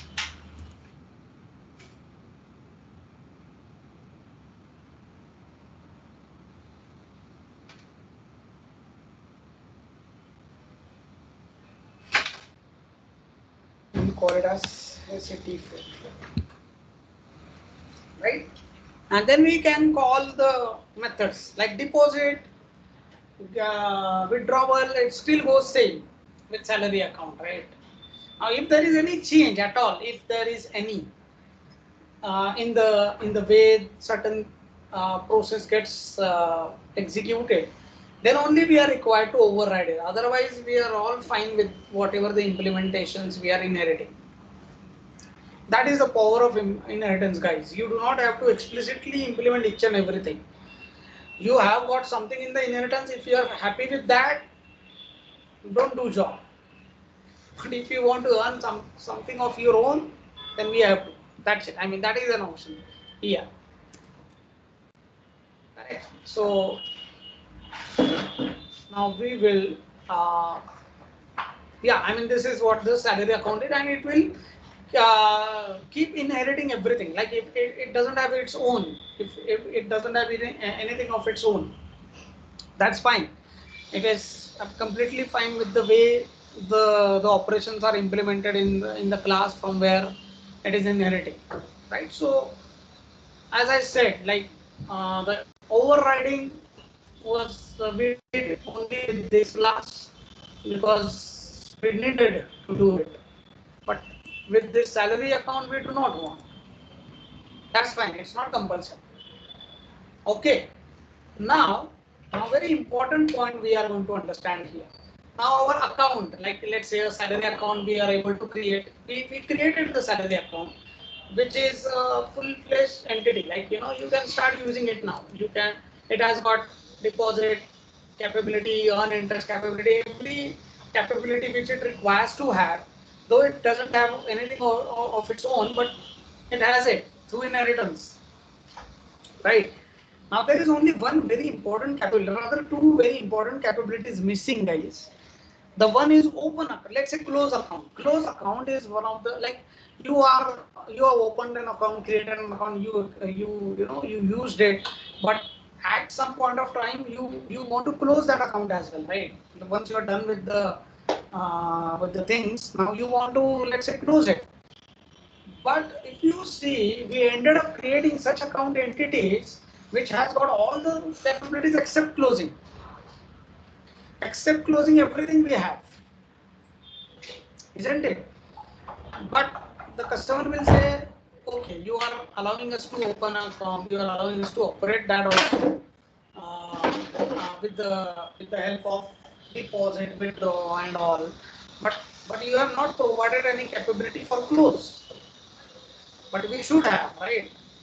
Now, let's understand the point here, guys. Let's understand it very important point is. Now we want the capability of, sorry, Any Pranay, queries? their screen is freeze for me.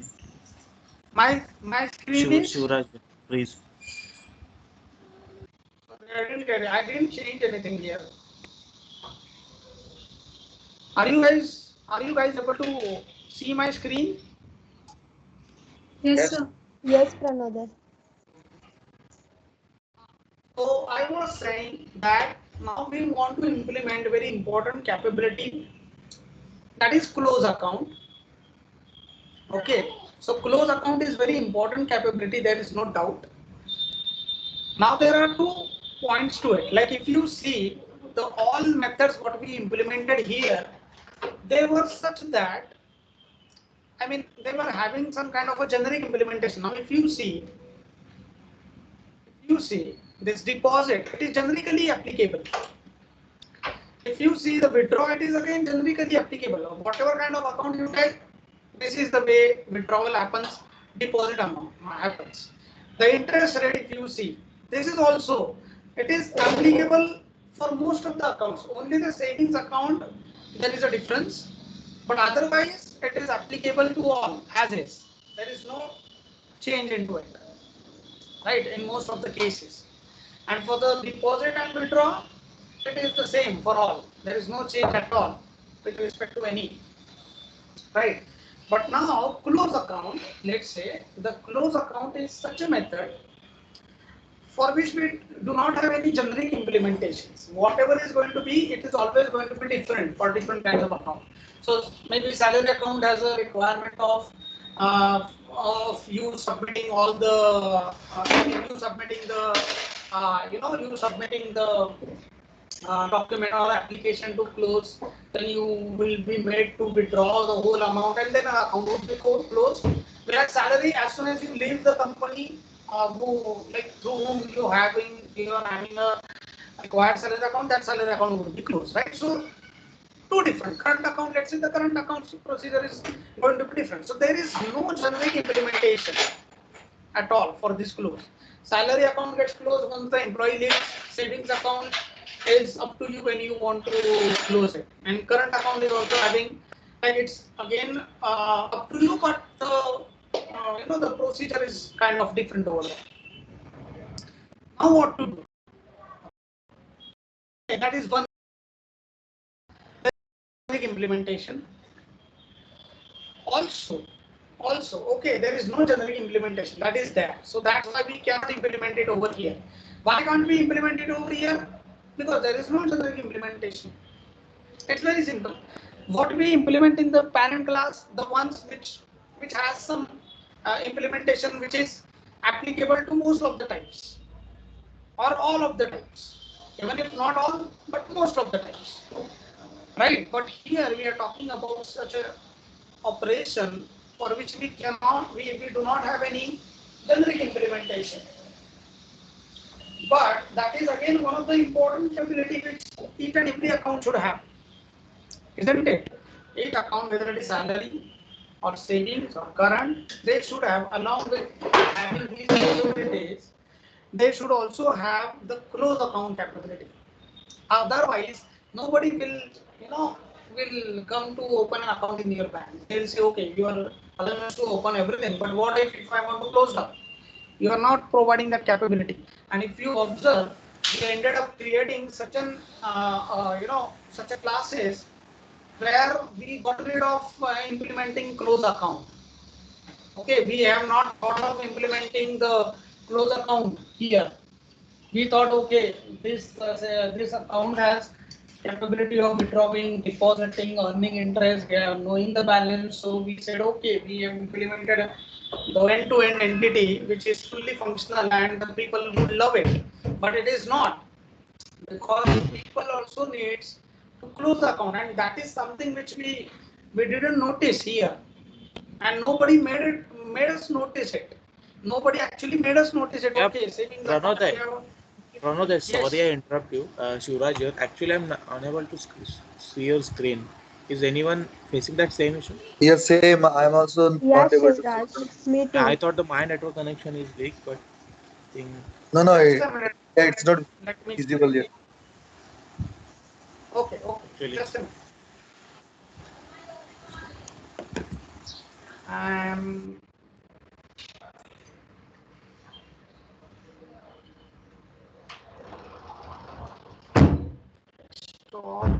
window. Just a minute, guys. I'm just checking it.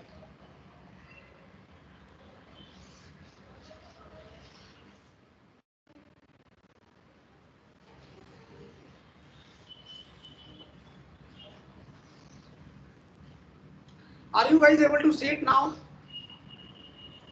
No, not No. yet. No. Not at all. No. I mean, what are you able to see it then? Are you able to see the screen? What are you seeing then? Screen is freeze to the account system demo notepad. Okay. For me, it's showing PD only. Your Yeah, name. for me also it is showing PD. Okay, just a minute. But I do not have any issues, and I also have not changed any settings as well. Whatever the settings I have been having since we started. Just refresh it. Just a minute, let me stop. Maybe due to some network issue or something, it may be taking some time at your end to get reflected.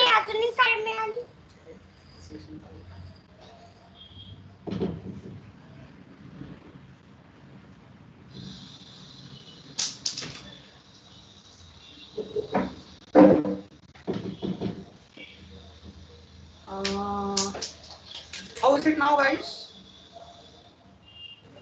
So the account system demo page is visible. It is still stuck for me. For PD. me, it's only PD. Yes.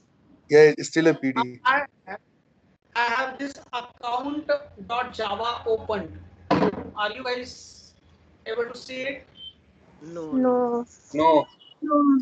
No, I can't. now it's completely black screen. Yeah, actually, for me, it's completely black. I can't see you.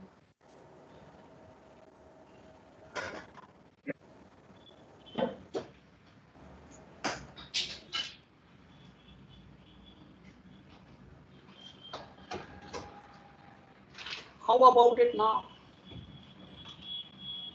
So the black screen. Still black screen. Maybe this is a network issue, guys. Let me try changing the network. Just a second. Because I didn't do any changes. Seriously. I mean, I'm just switching to some different network. Let me try. But since when you are facing this? Just recently, no? Yes. No, because I'm more worried about that. You should not miss much due to this. You should,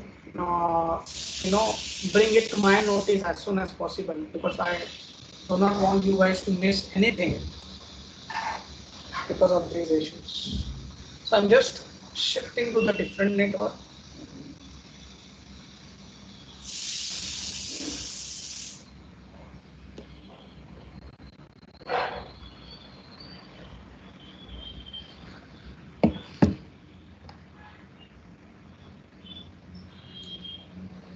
Okay, now can you just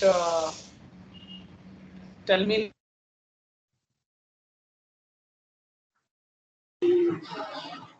Still blank screen for me. Only PD is very visible. Same here. Only Yeah, PD. blank screen for me as well. For me, it's black screen. Yeah, Okay, now I can see. Yeah, now we have. How about it now, guys? This was a Now we have. scorecard only to Are the you algorithm. are you able to see?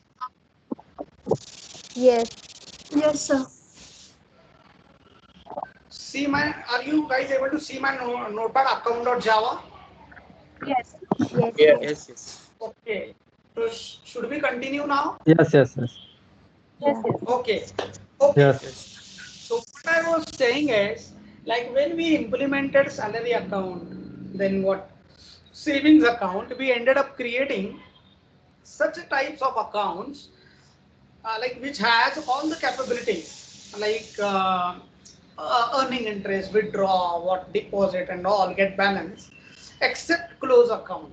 And that is something we went wrong. Okay, we should not have created those accounts without those classes without creating or without having the capability close account.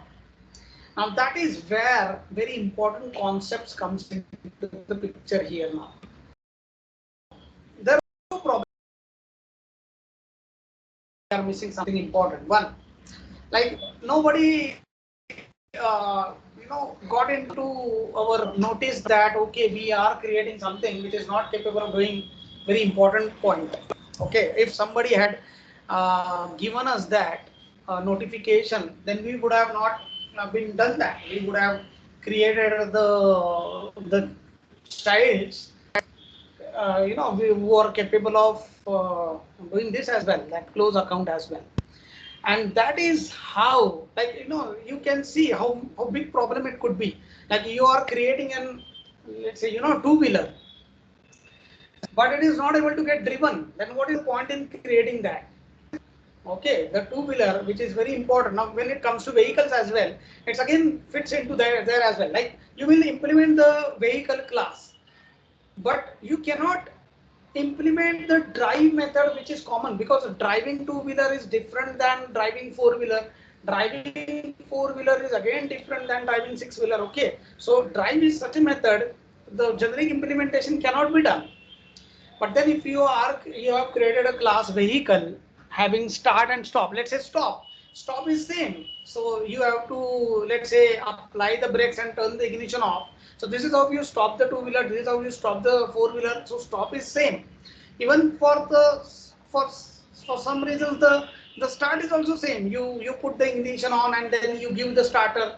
Maybe in case of two-wheeler you are applying the kick, maybe in case of four-wheeler you are giving the starter, but somewhat the implementation has some, even if not the entirely it is similar, but some kind of steps also you can think of similar, right? Putting the key in key slot and turning the ignition on. At least these two steps are same there, right? But when it comes to drive, so drive is not at all common. No steps are common. Not entire process is also not common, right? So you cannot implement the drive method in the vehicle class. Whereas the start you can implement whatever are the common steps, at least you can implement them in the parent class. The stop you can implement there, and let the two-wheeler and four-wheeler who are types of these classes, the child's one, let them inherit it from there. But what about the drive? Okay, so let's say you are creating a type of a vehicle, the two-wheeler. So you have got the start inherited, you have got the stop inherited. So what you will think? Okay, this is what I just need to have in my vehicle here. Okay, just start and stop. But what about very important capability, drive? So you are missing that. The two-wheeler is missing that capability. Maybe somebody who is implementing four-wheeler, he may get an idea that okay, no, drive is something which is also required to be there, but may not be the case with everyone. Somebody may end up implementing the two-wheeler without having a very important capability, drive, right? Now what we can do is, now if you are creating any type of activity and now required is you have implemented, but there could be such an operation which you cannot implement generically. Okay, now if you see the account class, we have got withdraw, we have got get balance, we have got earn interest as well, which are required for different types of accounts. But there is one important point: open account, rather close account, which we are missing. Okay, from the child classes, the more impact is on the child classes there.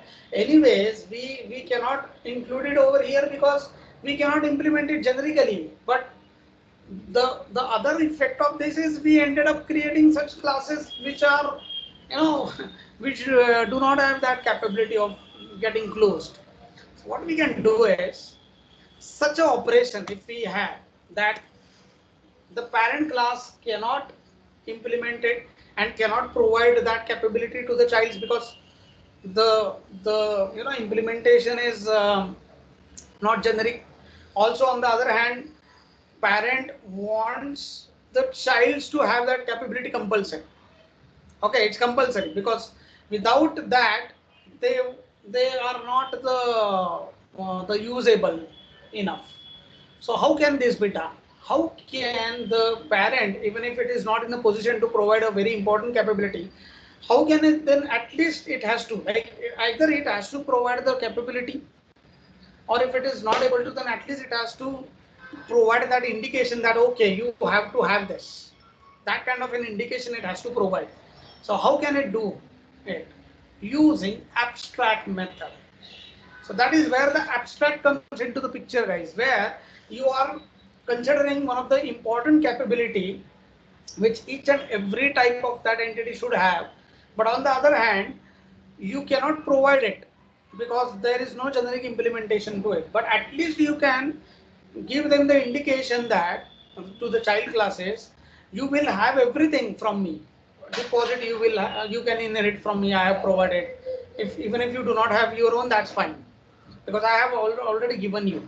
There are these capabilities which I can give you, but there is one capability which I cannot, but you should have, and that notification you can say that class can give it to the give its childs by providing the abstract method. Now, what we will do is we will say public void abstract.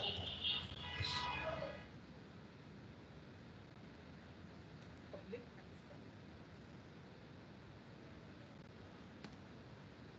This is an abstract method. Why abstract? Because we cannot implement it. We are only sure about the definition of the method, like even if it requires any input, what those inputs would be, and even if it returns anything, what that return would be. But we are not sure about its procedure or implementation. So public abstract void close account.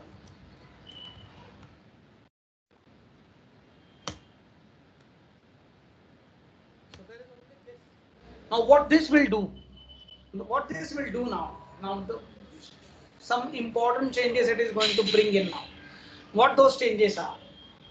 Say close account we have done. The close account now what this class says? This class says I have all the capabilities which I have provided all the capabilities which any account need to have except close account. So it's up to you. Like it is now, it is going to be with you only. I cannot provide it. It is going to be with you only to provide the implementation of it, which I cannot because I mean there is always going to be the so the there cannot be any generic ones. So that's why I'm not in a position to provide it. But it is very important for such kind of entities to have this capability, close account, right? So we have implemented this with abstract. So if any class means has any method as abstract, means what? It is not fully functional class. Fully functional means it is if you create an object of this. Okay, if you you create an object of it, you can I mean withdraw this that, but you cannot close it. Means it is not yet fully functional. Fully functional means it should be you should be able to use it in all sense, like whatever ways the entity gets used with, all those capabilities it should give. So now, but this class it was previously a fully functional class because it was having all the methods implemented, all the operations it was able to perform. But now there is one very essential operations got added, which it is not able to perform. It is not able to perform it. Hence, you have to call this class as abstract as well.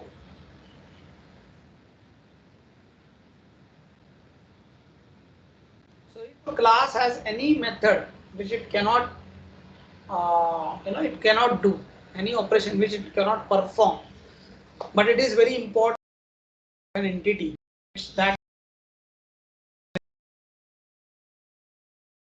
it has okay, I am account entity, I am representing, but I am not capable of performing all the desired operations or all the required operations. I still have some unimplemented things in me. So it has to call itself abstract. So if the class calls itself abstract, so what it says, like I can give most of the things, but only there are a few things which I cannot implement. But most of the things I have given. Deposit I have given, the generic ones, withdraw I have given, get balance I have given. Only the case that the thing is that close account which I am not able to give. But again, this is something very important for the account kind of an entity, right? So it has to call itself abstract. Now what would be the effect of this? So the effect is, now when you inherit any abstract class, like over here, where are our types of accounts? So now there are going to be the effects of this in onto this. Like this salary account is a child of account. Now when you become a child of any class become a child of another class, it gets everything which it need to have through inheritance. But now this parent is indicating to this child, I can give you everything which you need to be a account, but accept this. Now it is compulsory for you to provide that capability. Okay, and that is what happens actually. When you inherit the class from some abstract class, then it becomes compulsory for the child class to override the method and provide some implementations to it. Previous to that, the overriding is not compulsory, as I told you, like overriding is not compulsory, but the abstract method overriding is compulsory. Means that capability that particular class need to have. There is no other option. All other things are would be provided to it except this. But it has to take an effort on implementing this. I'll say, so it's compulsory now. So here I'll just mention some notes. I'll say abstract method is a method which does not have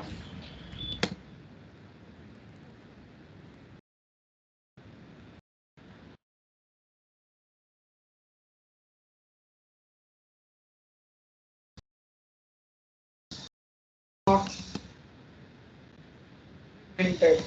implement intrinsic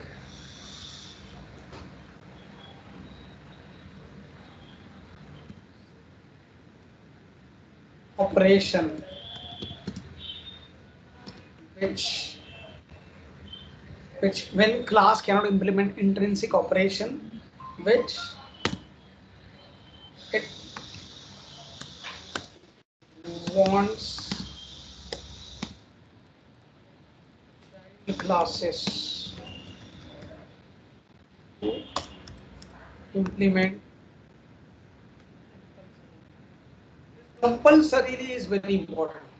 Otherwise, you cannot you cannot make it compulsion on the child classes to override the methods. Okay, but here in this case, you are dealing with such an operation which is very important for that given entity. But just that we cannot provide it through inheritance to them. But again, it is very important for them to have it.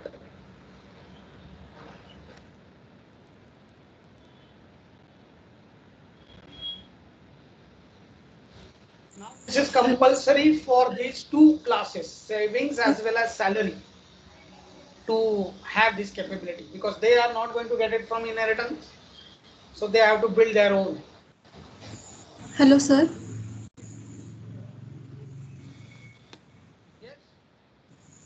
Sir, is it so that if the parent class has any one of the method as abstract, we need to make compulsorily the class also as abstract? Is it right, sir? Yes, yes. Okay. And sir, if the class is as abstract, then it is not compulsory to make the methods as abstract. No, no. If you are making the class abstract, then it is. I mean, you do it only when you have some unimplemented method. Otherwise, why you will do the class as abstract? Ah, yes. Got it, sir. Thank you, sir. See, there is very important effect of making the class abstract is, if the class is abstract, you can no longer create objects of it. Yes. Okay, so Yes, then you will not do the class abstract unless you have really anything not implemented there. yes, sir. This will Okay. be done, I mean, will be made abstract only if there is something which is not implemented, right? Ah, yes. Got it. Thank you, sir. Right, so the close account implementation for this salary account would be, so I'll say out.println. So account would be closed. So I'll say account will be closed as soon as employee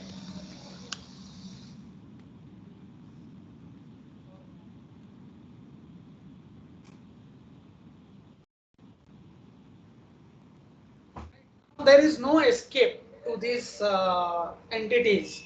Okay, previously, like as I told you that we could create the salary account having all the capabilities without it giving any efforts. Like it made it, I mean, it became account as soon as it inherited all the capabilities. But now it has to put its own effort in order to implement one very important capability, which is required there in every kind of an account. Every kind of an account is compulsory now. Like they will get everything in inheritance, even if they don't have their own. This is important.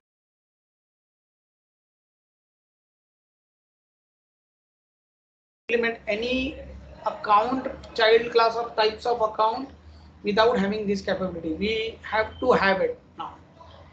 That is the power of abstract. Okay, so savings account. So previously we couldn't even realize that we are missing something very important, but now it will make us realize, okay, you are trying to, like you are inheriting from an abstract class which has unimplemented method. Now you have to implement it. There is no option. To implement it, you have to override it. So here also it is. Now we will be overriding it. So I'll just copy it and I'll just change that. Close account. So I'll say submit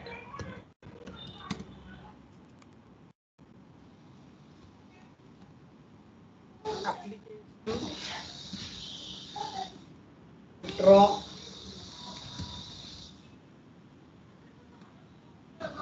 whole amount, account closing, take 4 working days.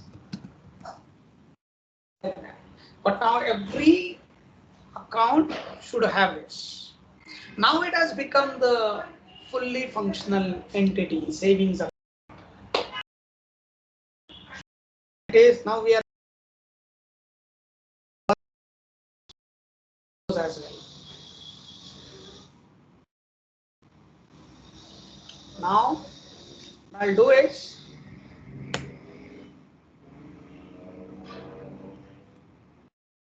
So let's compile the classes. I'll say CLS. Let's compile the account now because we have changed the account. We have made it abstract class now.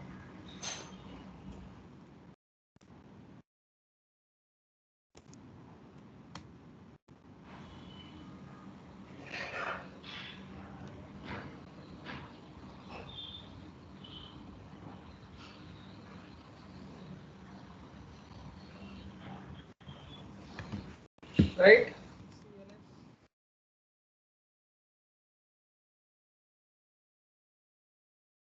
Let's compile our session.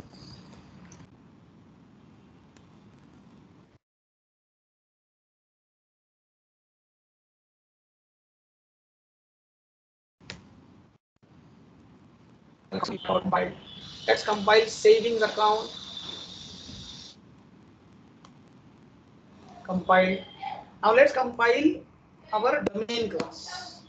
Now we wouldn't be getting an errors there. Why? Now let's see. Here.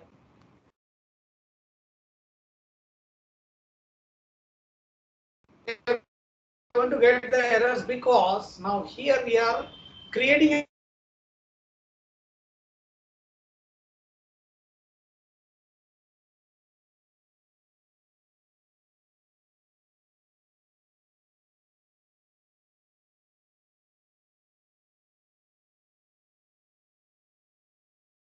Hello. Hello.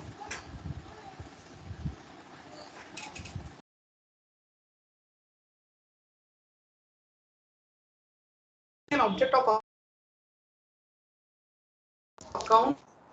Pranodai, your voice is breaking. No, it's not audible.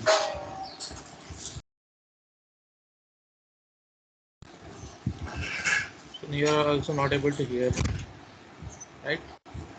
Hello. Yeah. Anyone facing the same issue? Which is Same. Stop me later. now it Yeah, is Pranodai, sorry to interrupt. Actually, Another, it's not able to hear. audible. Now,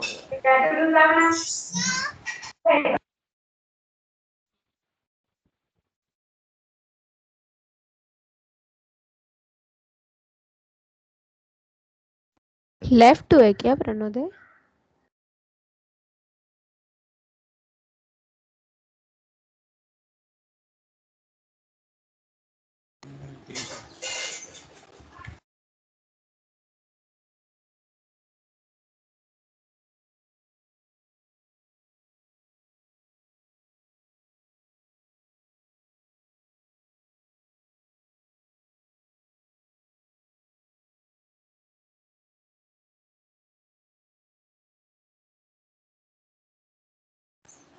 left one.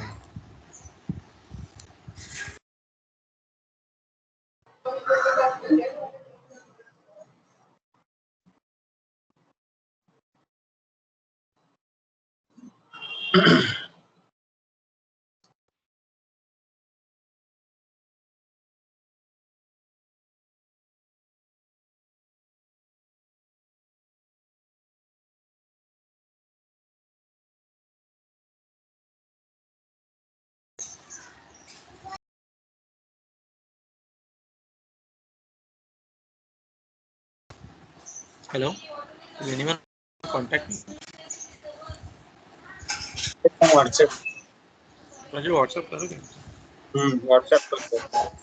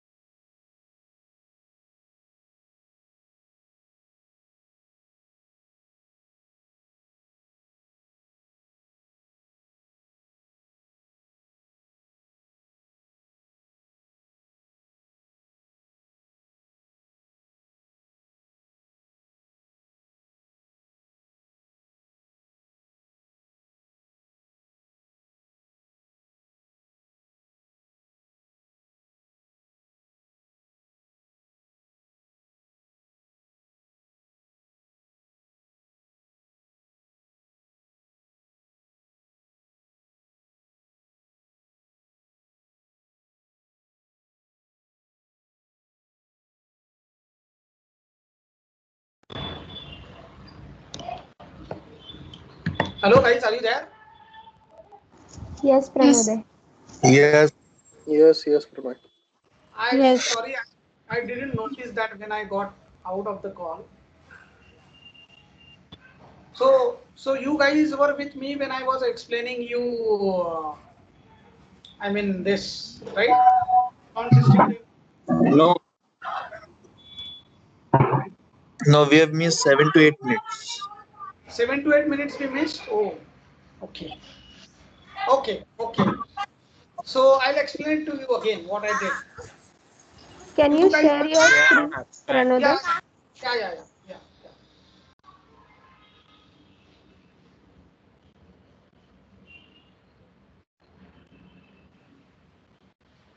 Okay, are you able to see my screen? Yes. Yes. Okay, so you guys were with me when I was saying that object of abstract class cannot be created. You guys were with me then. yes. Okay, okay. Then after that, I didn't do much. Like I just commented out these statements where we had created the object of account class. I just commented it out. I just mentioned the note here. Account class object can no longer be created as it has changed to abstract class now. And I just replace this, I mean this statement ACT1 which was previously of type account, I just made it savings account type so that I do not need to delete all these things and reshuffle the things. So I just change the type to savings account. And also here ACT2 also it was a type of an account, but then I just change it to salary account.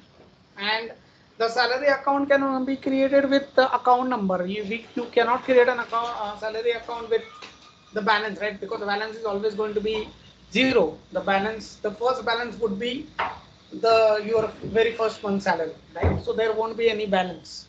So hence I just did this change and I just executed it, nothing else. I did nothing else after that. I was just those change and noting the things down, nothing else. And I just executed it. Right, guys? Are you guys with me? Yeah, Pranode. Yes. Okay, so I mean, yeah, and I was explaining like why we cannot create an object of abstract class. It's very simple because it is something which you cannot use to its entirety. Like some of the things you can do, some of the things. I mean, it's like you are able to start the vehicle, drive the vehicle, but you cannot stop, right? So who will like to use such kind of thing? Obviously, right? So such kind of objects will not be acceptable. So that's why you cannot create the objects, because object if you are creating it means you are like, you can also look at the object in the other perspective which I'll explain you now. Now usually, like, let's say somebody wants to create a vehicle. Okay, let's say vehicle is some new concept coming up. So that person will first create a design of it, and that design actually gives us an idea about um let's say it gives us an idea about what it can do, what all properties it can possess. So just a design document, by having a look at which you can just get an idea about okay what that person is trying to build. Okay, just an idea. So that is class. So class gives you just an idea about okay, account is some kind of an entity we are trying to represent, which will have these properties and which will be able to perform these operations. Out of these operations, this is it cannot do. So then, would you be creating an object? Object is some entity which stands in front of you. Like somebody has created a design, right? Okay, the design of a vehicle where he is mentioning that this kind of an entity will have these properties and also the start and stop is there, but not drive. But then would you then be advising that person to build that vehicle? No. You will say you first take a decision on this and then build the vehicle. And the vehicle which gets built based on that design and which stands in front of us, which has some real time real life existence, which we can touch, which we can feel, or rather which we can use for the purpose, that is object. So object is always like, if you come into the real like, so the car which is in front of me is an object, and the design from which that car has been built is class. Okay, so that is also one of the perspective you can have to understand what is class and what is object. So class is just a design where we just make some promises there. Okay, this kind of an object will have this, it would be used for this thing and all.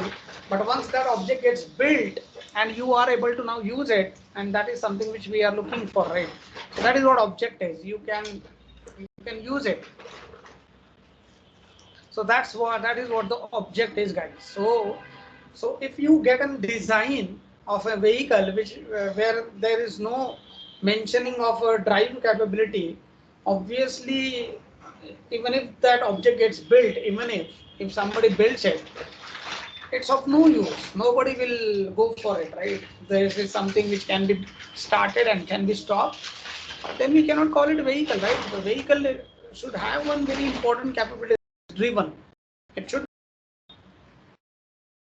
abstract classes. It is missing some capability.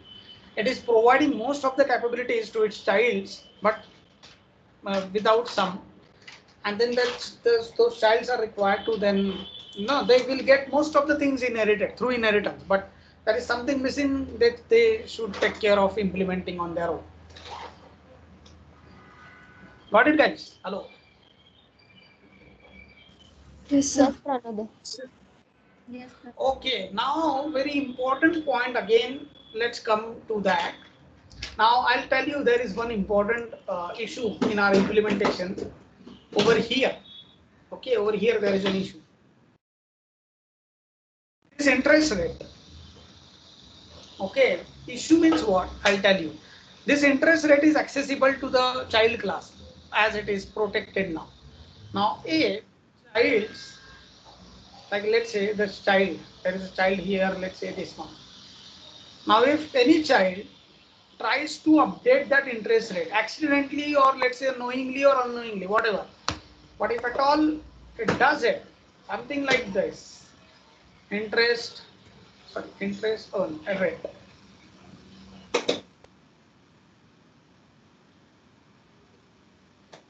Interest rate, let's say the child wants to give an interest rate to assign it to something else. If it does it, then there would be a problem. I mean, the interest rate has got changed without knowing, without this class knowing about it. That the variable got changed either here or by the childs as well.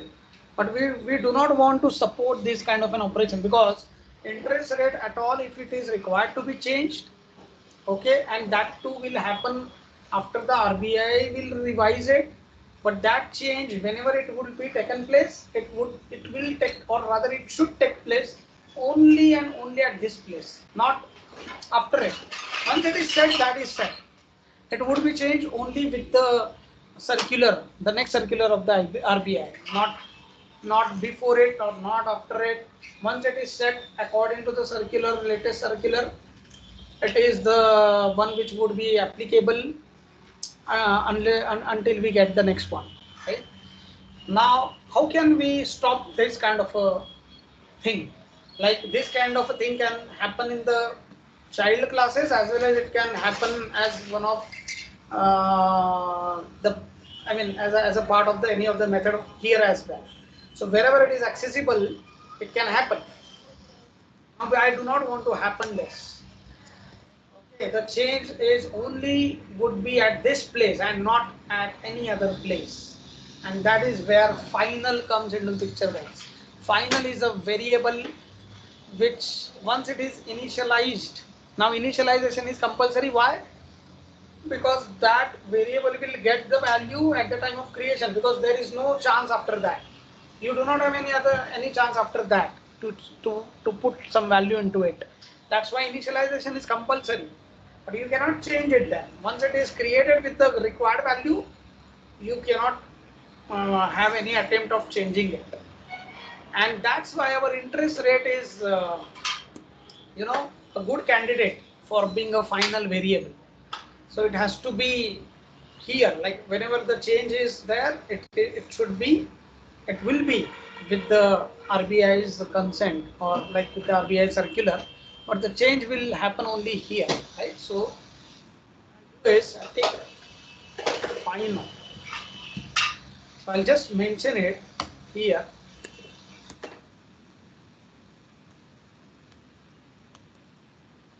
Final variable cannot be modified.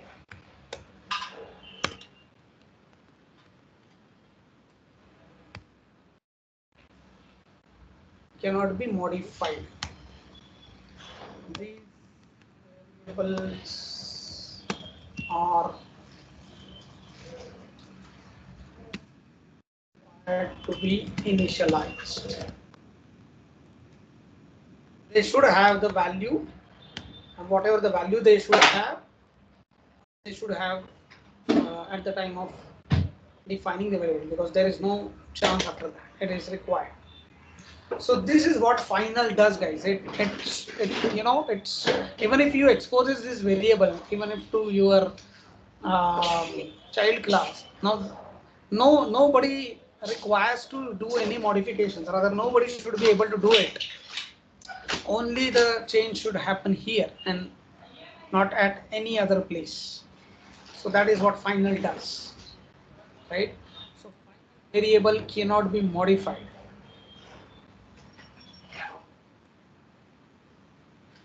And in the similar fashion, if the class, let's say, class is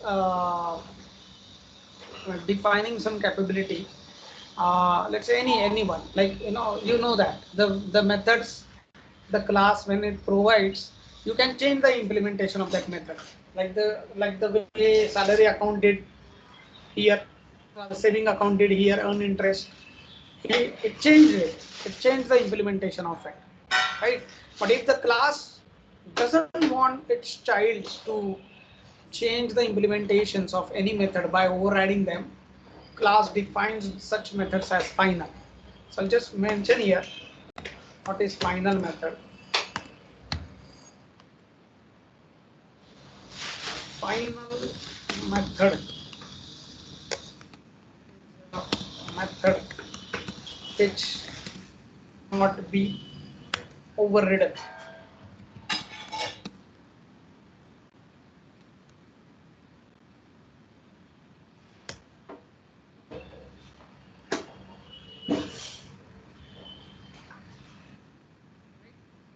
So final method is what we have to define it as. If we do not want it to be overridden, all the child should use whatever the implementation the parent has given. You do not have any rights to change it. Okay. So like this is something that whenever there would be change, the class wants to make sure that that change should reach to each one of the class. Okay, there would be any change into the implementation of any method, class wants to be sure that this change is there with everyone. There is no other implementation to it with any child of it. So that is something class wants to be sure about. So whenever there would be change would be for all, and that is something which everyone should have. That is what final method, right? Are you getting it, guys? Hello? Yeah. Yeah, brother. Yeah, that is what the final method is. So when should you use it? As I told, okay, as I told, that if you want to implement something, that even if you desire to change it, the change is going to be there, like where it is defined, okay, and no class should change it. Like whenever there would be a change, that change would be with every child class. There is no possibility of any child class having its own implementation at all.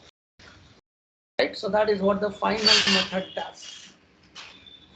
And final variable is this.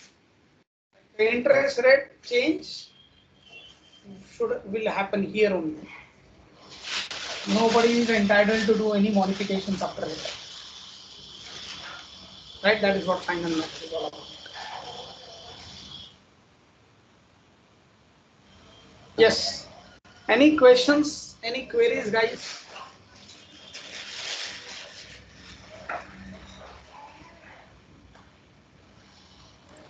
Sir,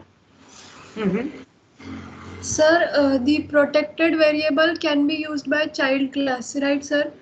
Then, yes. if there is a scenario that if there is one more derived class from the child class, can that derived class use the protected variables? Yes, yes, because it falls in the child hierarchy, right? Means see, it's like, you know, I am inheriting something from my parent.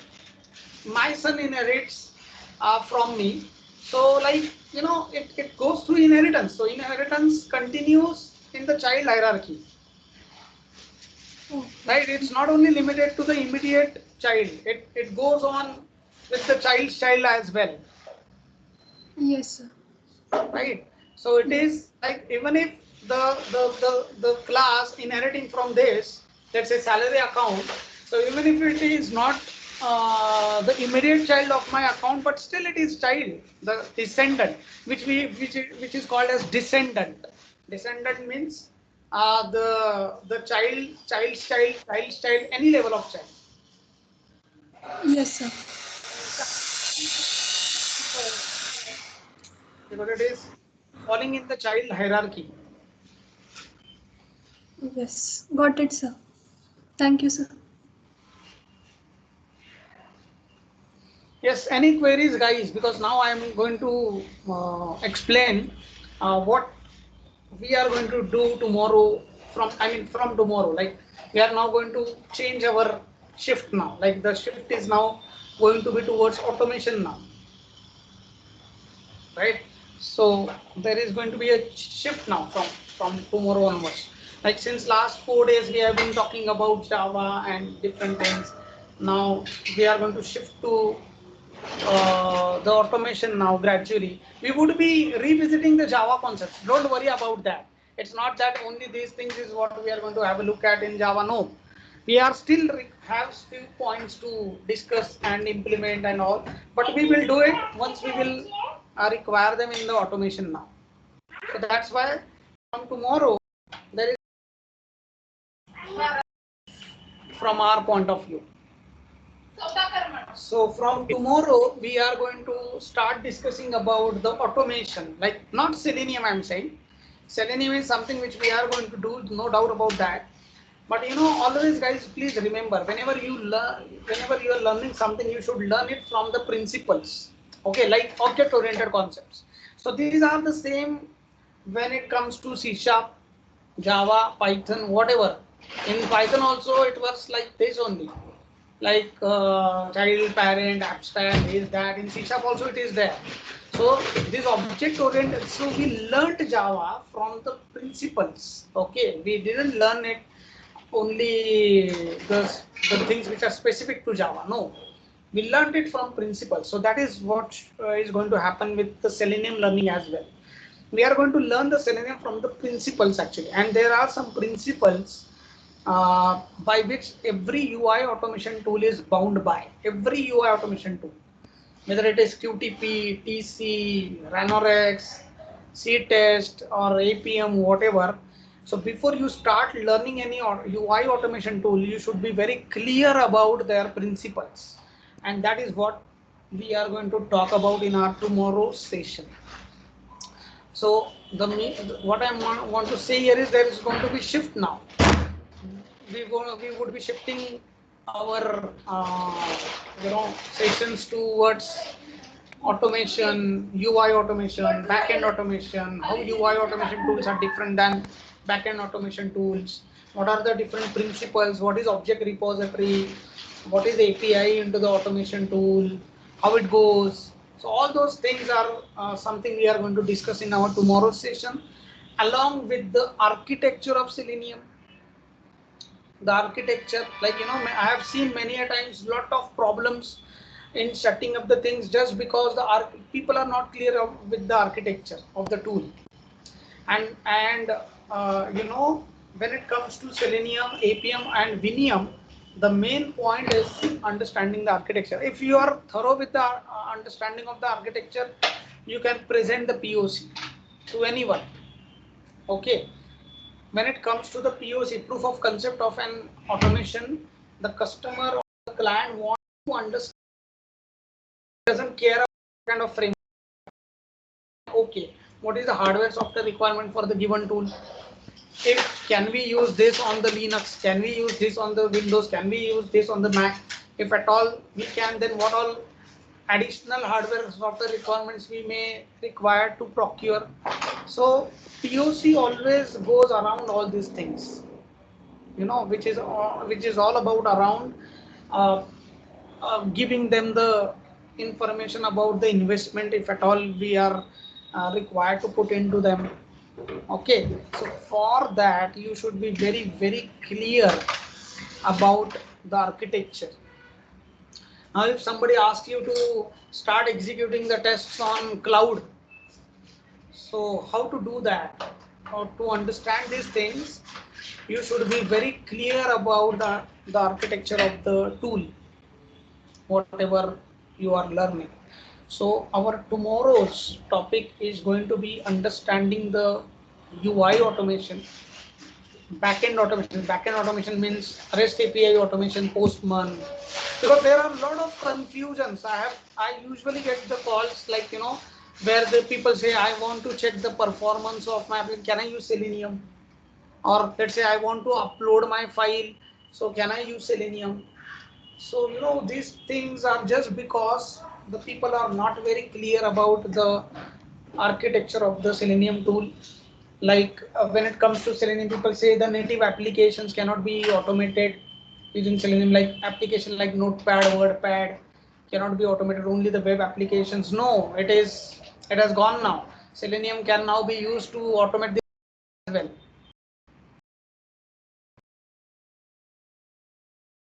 Topics we are going to discuss in tomorrow's topic is going to be very interesting. If you ask me what is important throughout our course, no framework, nothing framework anybody can do. But when it comes to understanding the architecture, when it comes to understanding the advantages of Selenium and disadvantages for Selenium, tomorrow's session is the most important session from our course. Seriously speaking, you will get the other information from anywhere, like people will give you some kinds of hints as well for implementing the framework, but if you do not have a clear cut understanding of the architecture and the extendability of that given tool, like how the Selenium support has been extended for the mobile platforms, how it has now been extended for the native desktop applications as well. So if you guys know this, then you can suggest the alternatives to your customers as well over there in your organization. If you guys are having any native applications as well, which runs outside the browser, but maybe you guys are holding yourself back because maybe you are thinking that there is no free alternative available for such kind of automation. Only QTP, TC, Ranorex only are available for native. It is wrong. Selenium is now available for automating native applications as well. Right? That's why I had shared my blogs with you: APM, Vinium, and Selenium, and everything. Like whatever is written over there in the blogs, we are going to discuss in our tomorrow's session. Right? Everything, like what driver does, that what is that Chrome driver is for, what is the jar files are for when we download them, what do they contain, why do we require them, and each and every thing you guys would be understanding in our tomorrow's session. Going to be a very, very, very important. Absolutely.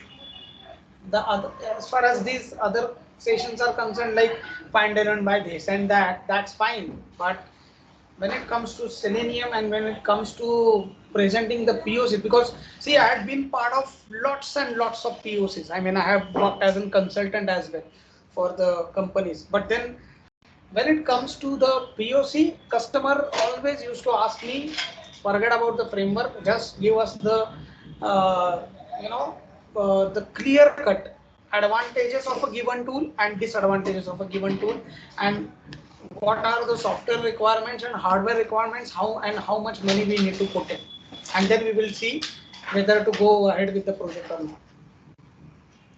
And if you had gone wrong, let's say if you go wrong with presenting the POC, then you are finished, seriously, because the POC is what actually gives the clear understanding to the customer what alternative we should we should go with, whether to go with the C test or APM or Selenium.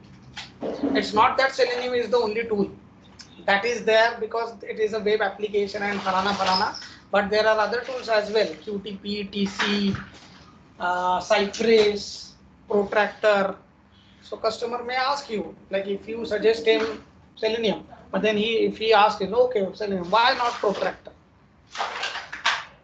If at all he wants to only consider the free tools, but apart from being free, there are other free tools as well, like Protractor is there, Cypress is there, then he will ask you, why not Cypress? Why not this? Why not that? Such kind of questions you usually come across when it comes to POC. And seriously, POC is the most important phase of any automation project. If you go wrong in POC, even if you are a master of creating the framework, it is useless, because you are not able to present the real study in front of the customer in terms of an investment and in terms of advantages and disadvantages.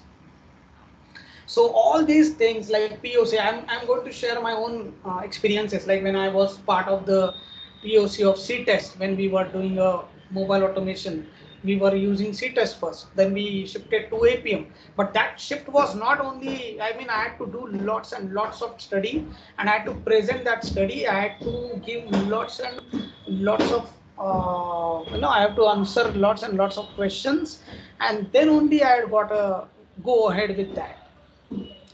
So the POC, pilot project, all these are very important factors when it comes to automation project. It's not only about writing the framework. I have seen people are more considerate about, I want to be able to write a framework. Okay, you will, but what if you are not able to present the POC, you are not able to get the project from the customer. Okay, if the pilot project and POC, once you will present in an effective way, then only customer will give you the project, right? And then the phase for the framework and all comes. But if you are not able to get the project from the customer, then what is the point in knowing how to write the framework? So this is very important. That's why I'm saying always, I say in my sessions that you should be able to present the POC, effective POC to the customer. You should be able to sell it to the customer, the solution, what you are, or whatever the automation tool you are maybe considering, right? So all these things we are going to discuss in our tomorrow's session. It is going to be very interesting. Absolutely. A lot of many things you guys are going to know, like the people who already know Selenium, who have started working on it and this and that. But I would be giving you the other perspective in terms of Vinium. What is Vinium? What is APM? Even if these things are not part of our syllabus, but still, that is where now you would be going towards. Once you are done with this course, that is the roadmap for you guys now, going towards APM, Vinium, or WinApp driver for automating the native applications. It's not only about web applications, right? So that is going to be the roadmap for you guys. So all these things we are going to discuss in our tomorrow's session. So, but there is one very important point. If you have not gone through the blogs, If somebody didn't get a chance to go through the blogs, please go through them today, because the content which is there is what is going to be that is what we are going to discuss in our tomorrow's session. It is going to be obviously going to be in more detail than what is written, but going through those will really set a stage for you all guys, and you would be able to understand what I am talking about. Understood, guys? So please be prepared with the blogs, like read those, come up with the questions, like somebody like Prakash who is dealing with the customer. For you, Prakash, I'll tell you, tomorrow's session is going to be fascinating. I mean, seriously, I'll tell you how to present the POC. If at all you guys are planning to present the POC to the for the mobile applications, I'll tell you how to do it and what kind of questions usually comes up in the POCs. And the people who are like presenting the POCs, they need to know the architecture of the tool. There is no option, absolutely no option. Because when I was presenting the POC, my VP used to ask me, okay, how many Mac machines we need for APM? Why not one? Why not two? Why not three? If I keep on adding the people in the team, does it require to have the for every additional person? Do I require to have additional Mac? And he used to calculate, okay, 35,000, 40,000 for one Mac, and then two people if I add 80,000, and C test is costing us this much amount of money. So should we go for the APM or we should stay with the C test only? So such kind of decisions are based on the POCs. So very important. So be ready for the important. Okay, guys. I'll share the files. I'll share the recordings as well. I mean, this particular recording, the initial 3 days recording I have already shared, but today I'll share the recording of this session as well as the today's files. And please read the blogs. Again, I'm saying, please read the blogs, because tomorrow's session we are going to discuss each and everything written there. Okay. Okay. Thanks a lot, guys. See you tomorrow. Yeah. Thanks, Pranay. Yeah. Thanks, Pranodai. Yeah, thank you. Thank you, sir. Thank you.